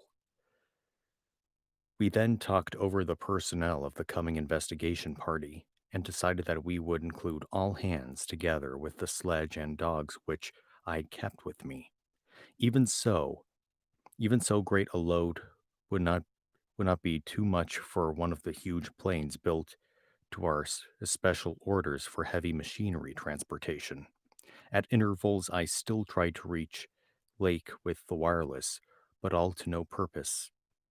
Sherman with the sailors, Gunderson and Larson, took off at 7:30 and reported a quiet flight from several points on the wing. They arrived at our base at midnight, and all hands at once discussed the next move. It was risky business sailing over the Antarctic in a single aeroplane without any line of bases, but no one drew back from what seemed like the plainest necessity. We turned in at 2 o'clock for a brief rest after some preliminary loading of the plane, but were up again in 4 hours to finish the loading and packing. At 7:15 a.m., January 25th, we started flying northwestward under McTighe's pilotage, with 10 men, 7 dogs, a sledge, a fuel and food supply, and other items including the plane's wireless outfit. The atmosphere was clear, fairly quiet, and relatively mild in temperature, and we anticipated very little trouble in reaching the latitude and longitude designated by Lake as the site of the camp. At the site of his camp, sorry. Our apprehensions were over what we might find or fail to find at the end of our journey, for silence continued to answer all calls dispatched to the camp. Every incident of that 4.5 hour flight is burned into my recollection because of its crucial position in my life. It marked my loss at the age of 54 of all that peace and balance which the normal mind possesses through its accustomed conception of external nature and nature's laws. Thenceforward, the 10 of us, but the student Danforth and myself above all others, were to face a hideously amplified world of lurking horrors which nothing can erase from our emotions, which which we would refrain from sharing with mankind in general if we could. The newspapers have printed the bulletins we sent from the moving plane, telling of our nonstop course, our 2 battles with treacherous upper air gales, our glimpse of the broken surface where Lake had sunk his mid journey shaft 3 days before, and our sight of a group of those strangely fluffy snow cylinders, noted by Amundsen and Bird as rolling in the wind across the endless leagues of frozen plateau. There came a point, though, when our sensations could not be conveyed in any words the press would understand. At a later point, when we had to adopt an actual rule of strict censorship. The sailor Larson was first to spy the jagged line of witch-like cones, the pinnacles ahead, witch-like cones and pinnacles ahead, and his shouts sent everyone in the windows of the great cabin playing. Despite our speed, we were very low in gaining prominence, hence we knew that they must be infinitely far off, and invisible only because their abnormal height. Little by little, however, they rose grimly into the western sky, allowing us to distinguish various bare, bleak, blackish summits, and to catch the curious sense of fantasy which they inspired as seen in the reddish Antarctic light against the provocative background of iridescent ice dust clouds. In the whole spectacle, there was a persistent, pervasive hint of stupendous secrecy and potential revelation, as if these stark, nightmare spires marked the pylons of a frightful gateway into forbidden spheres of dream and complex gulfs of remote time, space, and ultradimensionality. I could not help feeling that they were evil things, mountains of madness whose farther slopes looked out over some accursed ultimate abyss. That seething, half luminous cloud background held ineffable suggestions of a vague ethereal beyondness far than terrestrial spatial, and gave appalling reminders of the utter remoteness, separateness, desolation, and eon long death of this untrodden and unfathomed austral world. It was young Danforth who drew our notice to the curious regularities of the higher mountain skyline, regularities like clinging fragments of perfect cubes, which Lake had mentioned in his messages, and which indeed justified his comparison with the dreamlike suggestions of primordial temple ruins on cloudy Asian mountain tops, so subtly and strangely painted by Roerich. There was indeed something hauntingly Roerich-like about this whole unearthly continent of mountainous mystery. I had felt it in October when we first caught sight of Victoria Land, and I felt it afresh now.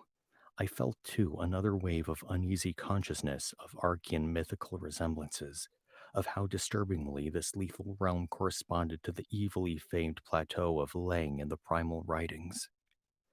Mythologists have placed Leng in Central Asia, but the racial memory of man, or of his predecessors, is long, and it may well be that certain tales have come down from lands and mountains and temples of horror earlier than Asia and earlier than any human world we know. A few daring mystics have hinted at a pre-Pleistocene origin for the fragmentary na- na- narcotic. A narcotic? Hang on a second.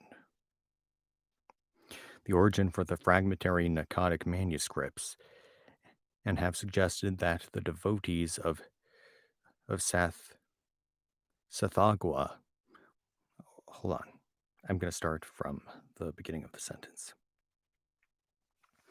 A few daring mystics have hinted at pre-Pleistocene origin for the fragmentary narcotic manuscripts and have suggested that the devotees of Sagnagua were as alien to mankind as Sthagnogua itself, laying wherever in space or time it might brood, was not a region I would care to be in or near, nor did I relish the proximity of a world that had ever bred such ambiguous and Archean monstrosities as those Lake had just mentioned. At the moment, I felt sorry that I had ever read the abhorred Necronomicon or talked so much with that unpleasantly erudite folklorist Wilmarth at the university. This mood undoubtedly served to aggravate my reaction to the bizarre mirage which burst upon us from the increasingly opalescent zenith as we drew near the mountains and began to make out the cumulative undulations of the foothills. I had seen dozens of polar mirages during the preceding weeks, some of them quite as uncanny and fantastically vivid as the present sample. But this one had a wholly novel and obscure quality of menacing symbolism, and I shuddered as the seething labyrinth of fabulous walls and towers and minarets loomed out of the troubled ice vapors above our heads. The effect was that of a cyclopean city of no architecture known to man or to human imagination, with vast aggregations of night black masonry embodying monstrous perversions of geometrical laws and attaining the most grotesque extremes of sinister bizarrerie. There were truncated cones, sometimes terraced or fluted, surmounted by tall cylindrical shafts here and there, bulbously enlarged and often capped with tiers of thinnish, scalloped discs, and strange beetling table-like constrictions suggesting piles of multitudinous rectangular slabs or circular plates or five-pointed stars with each one overlapping the one beneath.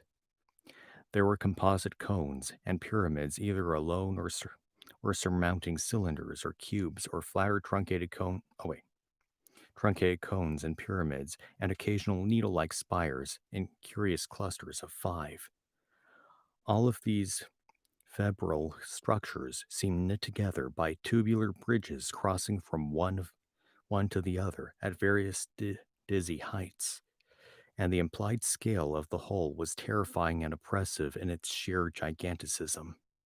The general type of mirage was not unlike some of the wilder forms observed and drawn by the Arctic whaler Scoresby in 1820, but at this time and place, with those dark, unknown mountain peaks soaring stupendously ahead, that anomalous elder world discovery in our minds, and the pall of probable disaster enveloping the greater part of our expedition, we all seem to find in it a taint of latent malignity and infinitely evil portent.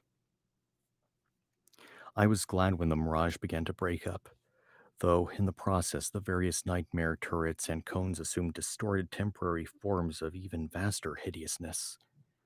As the whole illusion dissolved to churning opalescence, we began to look earthward again, and saw our journey's end was not far off.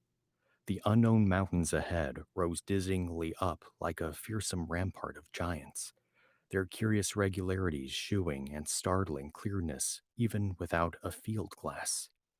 We were over the lowest foothills now, and could see amidst the snow, ice, and bare patches of their main plateau a couple of darkish spots, which we took to be Lake's camp and mooring.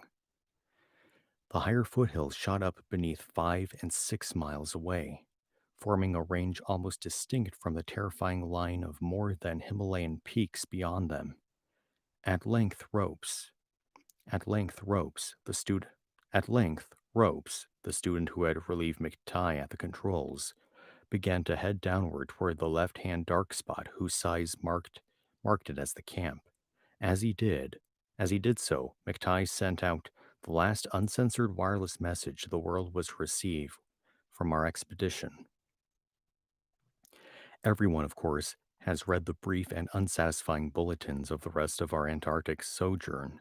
Some hours after our landing, we sent a guarded report to the tragedy we found, and reluctantly announced the wiping out of the whole lake party by the frightful wind of the preceding day, or of the night before that. 11 known dead, young Gedney missing. People pardoned our hazy lack of details through realization of the shock the sad event must have caused us, and believed us when we explained that the mangling action of the wind had rendered all 11 bodies unsuitable for transportation outside. Indeed, I flatter myself that even in the midst of our distress, utter bewilderment, and soul clutching horror, we scarcely went beyond the truth in any specific instance. The tremendous the tremendous significance lies in what we dared not tell, what I would not tell now but for the need of warning others off from nameless terrors. It is a fact that the wind had wrought dreadful havoc. Whether all could have lived through it, even without the other thing, is gravely open to doubt. The storm, with its fury of madly driven ice particles, must have been beyond anything our expedition had encountered before. One aeroplane shelter, all it seems, had been left in far too flimsy and inadequate state, was nearly pulverized, and the derrick at the distance boring was entirely shaken to pieces. The exposed metal of the grounded planes and drilling machinery was bruised into a high polish, and two of the small tents were flattened despite their snow banking. Wooden surfaces left out in the blast were pitted and denuded of paint, and all signs of tracks in the snow were completely obliterated. It is also true that we found none of the Archean biological objects in a condition to take outside as a whole. We did gather some minerals from a vast tumbled pile, including several of the greenish soapstone fragments whose odd five-pointed rounding and faint patterns of group dots caused so many doubtful comparisons, and some fossil bones, among which were the most typical of the curiously injured specimens. None of the dogs survived, their hurriedly built snow enclosure near the camp being almost wholly destroyed. The wind might have done that, though the greater breakage on the side of the next camp, which was not with the windward one, suggests an outward leap or break from the frantic beasts themselves. All three sledges were gone, and we have tried to explain that the wind may have blown them off into the unknown. The drill and ice melting machinery at the boring were too badly damaged to warrant salvage, so we used them to choke up that subtly disturbing gateway to the past which Lake had blasted. We likewise left at the camp the two most shaken up of the planes, since our surviving party had only four real pilots: Sherman, Danforth, McTighe, and Ropes, in all, with Danforth in a poor nervous shape to navigate. We brought back all the books, scientific equipment, and other incidentals we could find, though much was rather unaccountably blown away. Spare tents and furs were either missing or badly out of condition. It was approximately 4 p.m., after wide plane cruising had forced us to give Gedney up for lost, that we sent our guarded message to the Arkham for relaying, and I think we did well to keep it as calm and non-committal as we succeeded in doing. The most we said about agitation concerned our dogs, whose frantic uneasiness near the biological specimens was to be expected from poor Lake's accounts. We did not mention, I think, their display of the same uneasiness when sniffing around the queer greenish soapstones and certain other objects in the disordered region. Objects including scientific instruments, aeroplanes, and machinery both at the camp and at the boring, whose parents had been whose parts had been loosened, moved, or otherwise tampered with by winds that must have harbored single curiosity and investigativeness. About the 14 biological specimens, we were pardonably indefinite. About 14 biological specimens were pardonably indefinite. We said that the only ones we discovered were damaged, but that enough was left of them to prove Lake's description wholly and impressively accurate. It was hard work keeping our personal emotions out of this matter, and we did not mention numbers or say exactly how we had found those which we did find. We had by that time agreed not to transmit anything suggesting madness on the parts of Lake's men, and it surely looked like madness to find six imperfect monstrosities carefully buried upright in 9-foot snow graves under the five-pointed mounds punched over with groups of dots and patterns exactly like those on the queer greenish soapstones dug up from Mesozoic or Tertiary times. The eighth perfect specimens mentioned by Lake seemed to have been completely blown away. We were careful, too, about the public's general peace of mind. Henceforth, Danford and I said little about that frightful trip over the mountains the next day. It was the fact that only a radically lightened plane could possibly cross a range of such height, which mercifully limited that scouting tour to the two of us. On our return at 1 a.m., Danforth was close to hysterics, but kept an admirably stiff upper lip. It took no persuasion to make him promise not to shoo our sketches and the other things we brought away in our pockets, not to say anything more to the others than what we had agreed to relay outside, and to hide our camera films for private development later on, so that part of my present story will be as new to Pabodie, McTighe, Ropes, Sherman, and the rest as it will be the world in general. Indeed, Danforth is closer mouthed than I, for he saw, or thinks he saw, one thing he will not even tell me. As all know, our report included a tale of a hard ascent, a confirmation of Lake's opinion that the great peaks are of Archean slate, and other very primal crumpled strata unchanged since at least Middle Comanchean times, a conventional comment on the regularity of the clean cube and rampart formations, a decision that the cave mouths indicate dissolved calcareous veins, a conjecture that certain slopes and passes would permit of the scaling and crossing of the entire range by seasoned mountaineers, and a remark by the mysterious other side holds a lofty and immense superplateau as ancient and unchanging as the mountains themselves, 20,000 feet in elevation, with grotesque rock formations protruding through a thin glacial layer, and with low gradual foothills between the general plateau surface and the sheer precipices of the highest peaks. This body of data is in every respect true so far as it goes, and it completely satisfied the men at the camp. We laid our absence at 16 hours, a longer time than our announced flying, landing, re- reconnoitering, and rock collecting program called for, to a long mythical spell of adverse wind conditions, and told truly of our landing on the farther foothills. Fortunately, our tales sounded realistic and prosaic enough not to tempt any of the others into emulating our flight. Had any tried to do that, it would have used every ounce of my persuasion to stop them, and I do not know what Danforth would have done.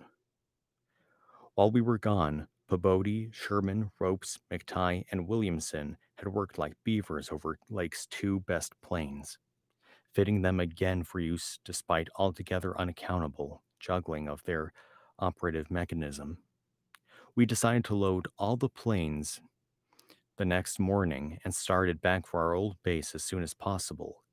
Even though indirect, that was the safest way to work toward McMurdo Sound, for a straight line flight across the most utterly unknown stretches of the eon dead continent would involve many additional hazards. Further exploration was hardly feasible in view of our tragic decimation and the ruin of our drilling machinery, and the doubts and horrors around us, which we did not reveal, made us wish only to escape from this austral world of desolation and brooding madness as swiftly as we could. I need a drink.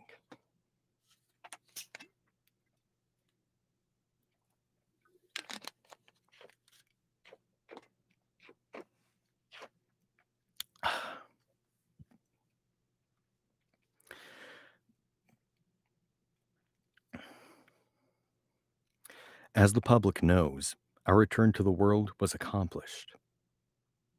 Hang on.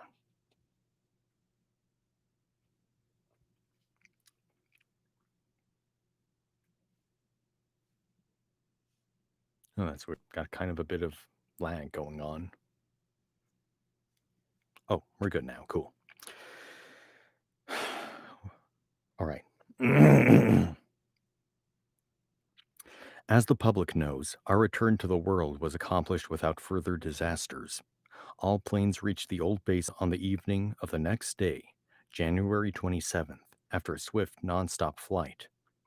And on the 28th, we made McMurdo Sound in 2 laps, the one pause being very brief and occasioned by a faulty rudder in the furious wind over the ice shelf after we had cleared the Great Plateau.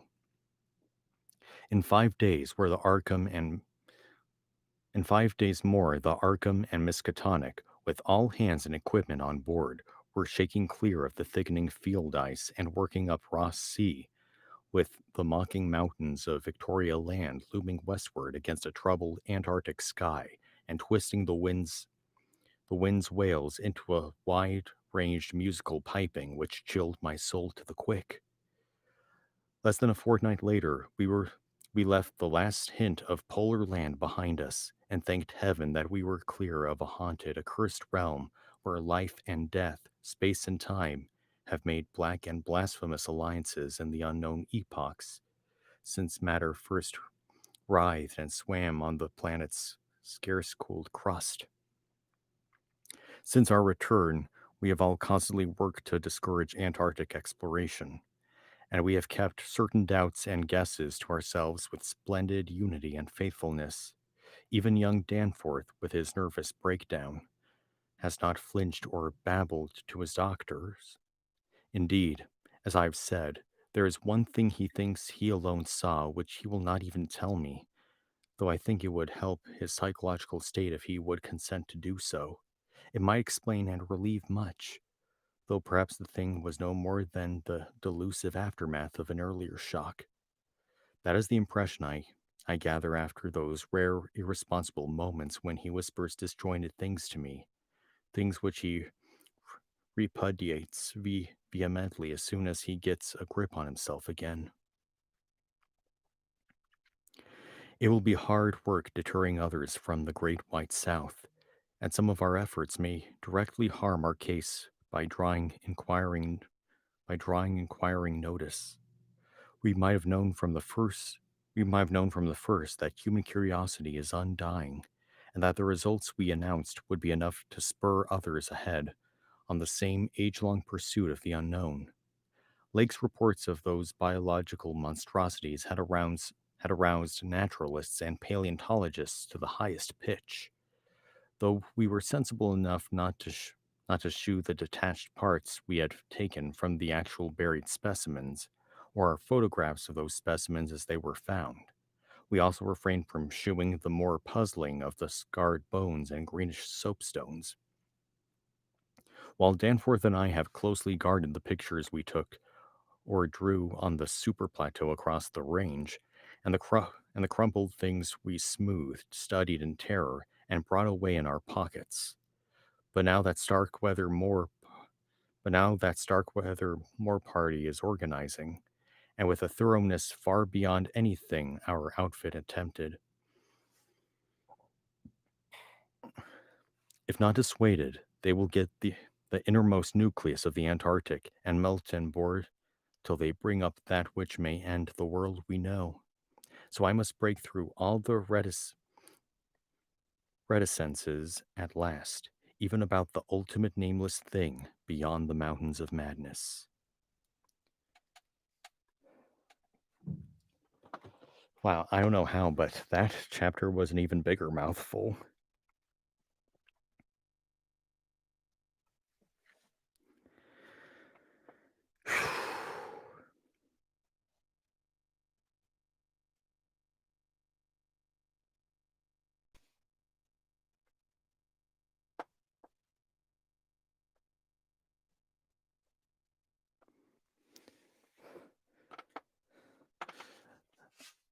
I mean, I can kind of have a few guesses of what may have happened to the team or whatever, but it's all speculation at this point.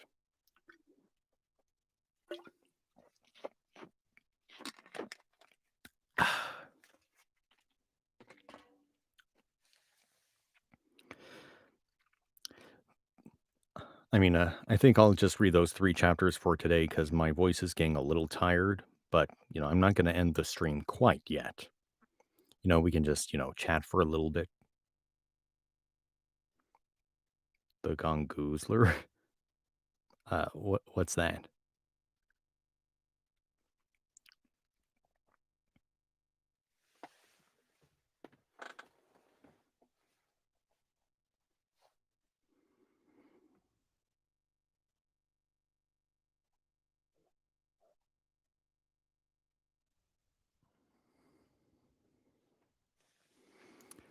It's a pool monster that I saw in this YouTube video.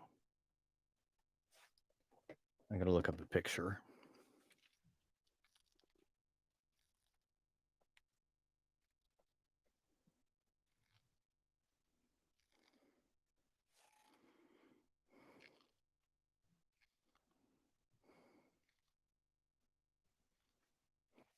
Gongoozler. Gongoozler.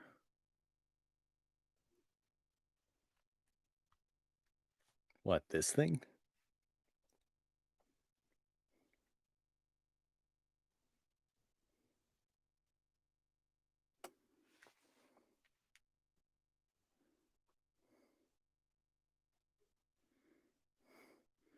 I'm gonna put the word monster after that.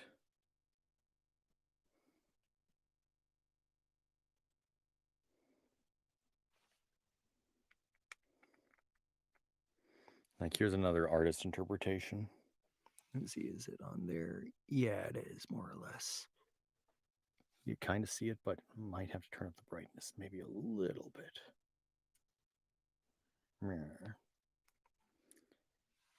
Yeah, so like that.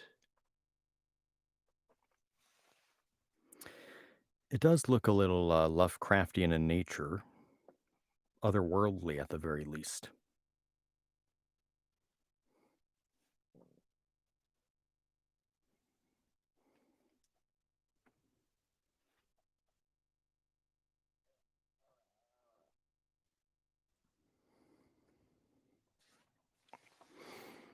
Ah.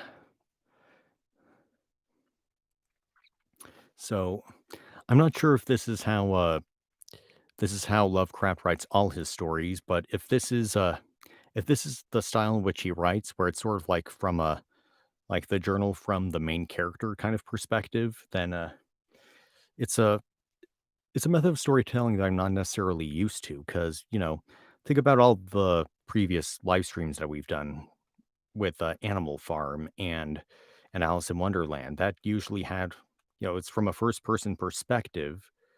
Well, maybe not a first person perspective, more like a third person perspective. Yeah, that's more accurate. A third person perspective with dialogue back and forth. Whereas these Lovecraft stories are, again, almost like you're reading a bunch of letters, like from one person to another. Or it's like,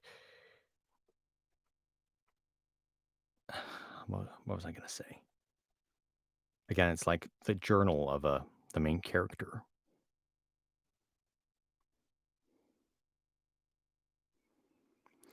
They said that the perfectly preserved samples must have been blown away, and well, let's just say I don't think they were blown away.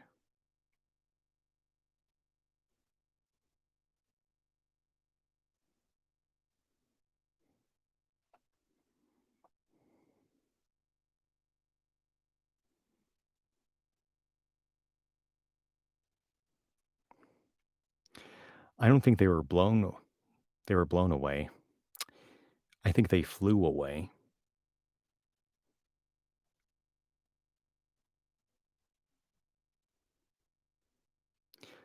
In fact, there's something I didn't quite understand. So, uh, is the party at that base dead?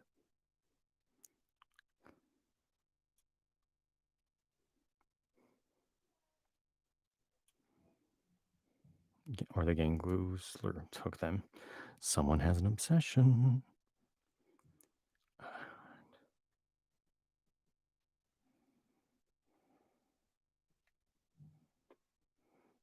There we go.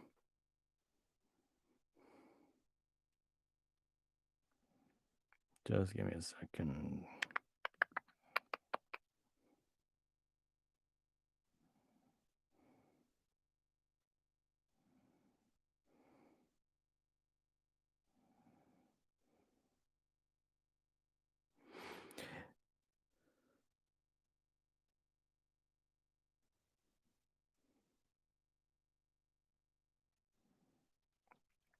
Okay, so yeah, I was just checking a plot synopsis without, going too far. And yeah, the majority of the men and dogs are dead, but one of the guys, Gedney, along with, do they say like other members? Hang on, let's see. Yeah, a man named Gedney and one of the dogs are absent. Hmm. But yeah, guess we'll have to find out what else is going to go on.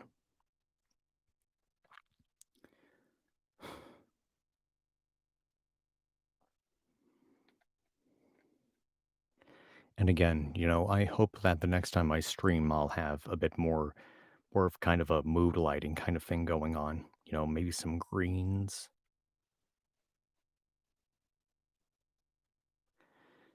And I should really teach myself how to, use things like OBS to like stream stuff. Because, this YouTube setup is very basic and it serves its purpose, but I'm sure that there are like filters or something that I could apply to like what everyone is watching at the moment. But, you know, takes a bit of time and, a bit of studying in order to accomplish.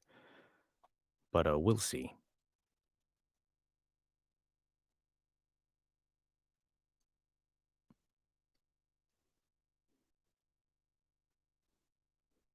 I kind of realized maybe I'm talking a bit so much I'm not giving everyone an opportunity to speak. So if that's the case, I apologize for that.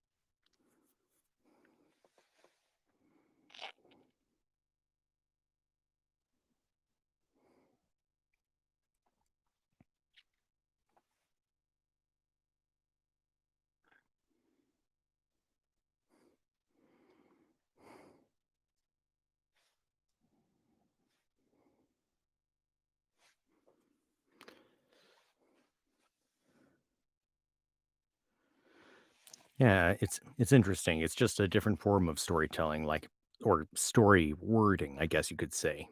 Because again, there's not like much dialogue back and forth. But then again, maybe the stories would be a lot longer and have more chapters if it were formatted that way. Like, because as you could see from those chapters, it's a bunch of explaining like what happened over an extended period of time. And if it were like a back and forth kind of dialogue sort of story, the story would be a lot longer. So I hope this stream has been enjoyable.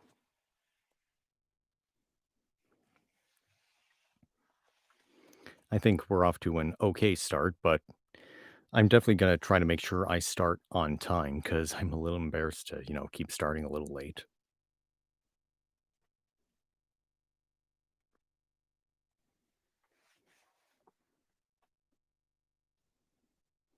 Maybe I can work on this closet a little bit so that I can get some foam in it. But I also got to send some audio samples to some friends of mine who specialize in making home studios. Been a while since I've talked to them anyway, so it gives me a good excuse.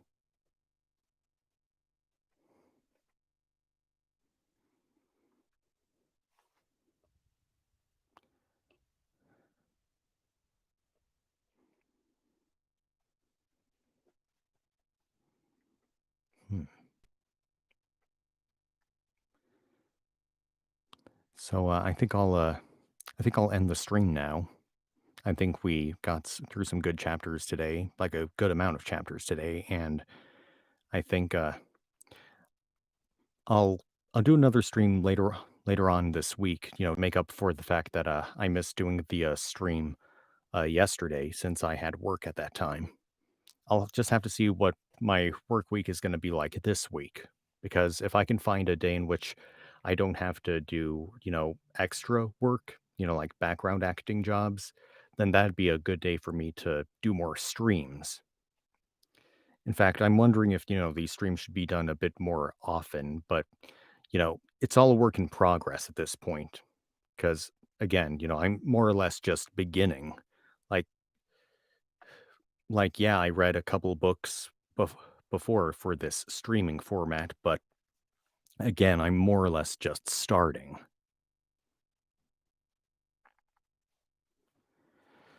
But yeah, thank you all for attending this stream. It's been a good vocal exercise for me. I mean, just reading all of that descriptive prose, using all those fancy words. I kind of wish this story kind of came with a list of like, words to expect when, you read the story and gives you like pronunciations right next to them.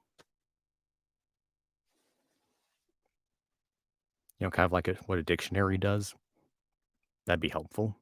Or, even in the text, they could like put the pronunciations right next to those words because a lot of those words I was somewhat unfamiliar with. I mean, a lot of them were very scientific and they had to do with archaeology or biology, just science stuff in general. So I hope you all enjoyed this stream and I'll see you all later this week. Okay. Take care. Bye.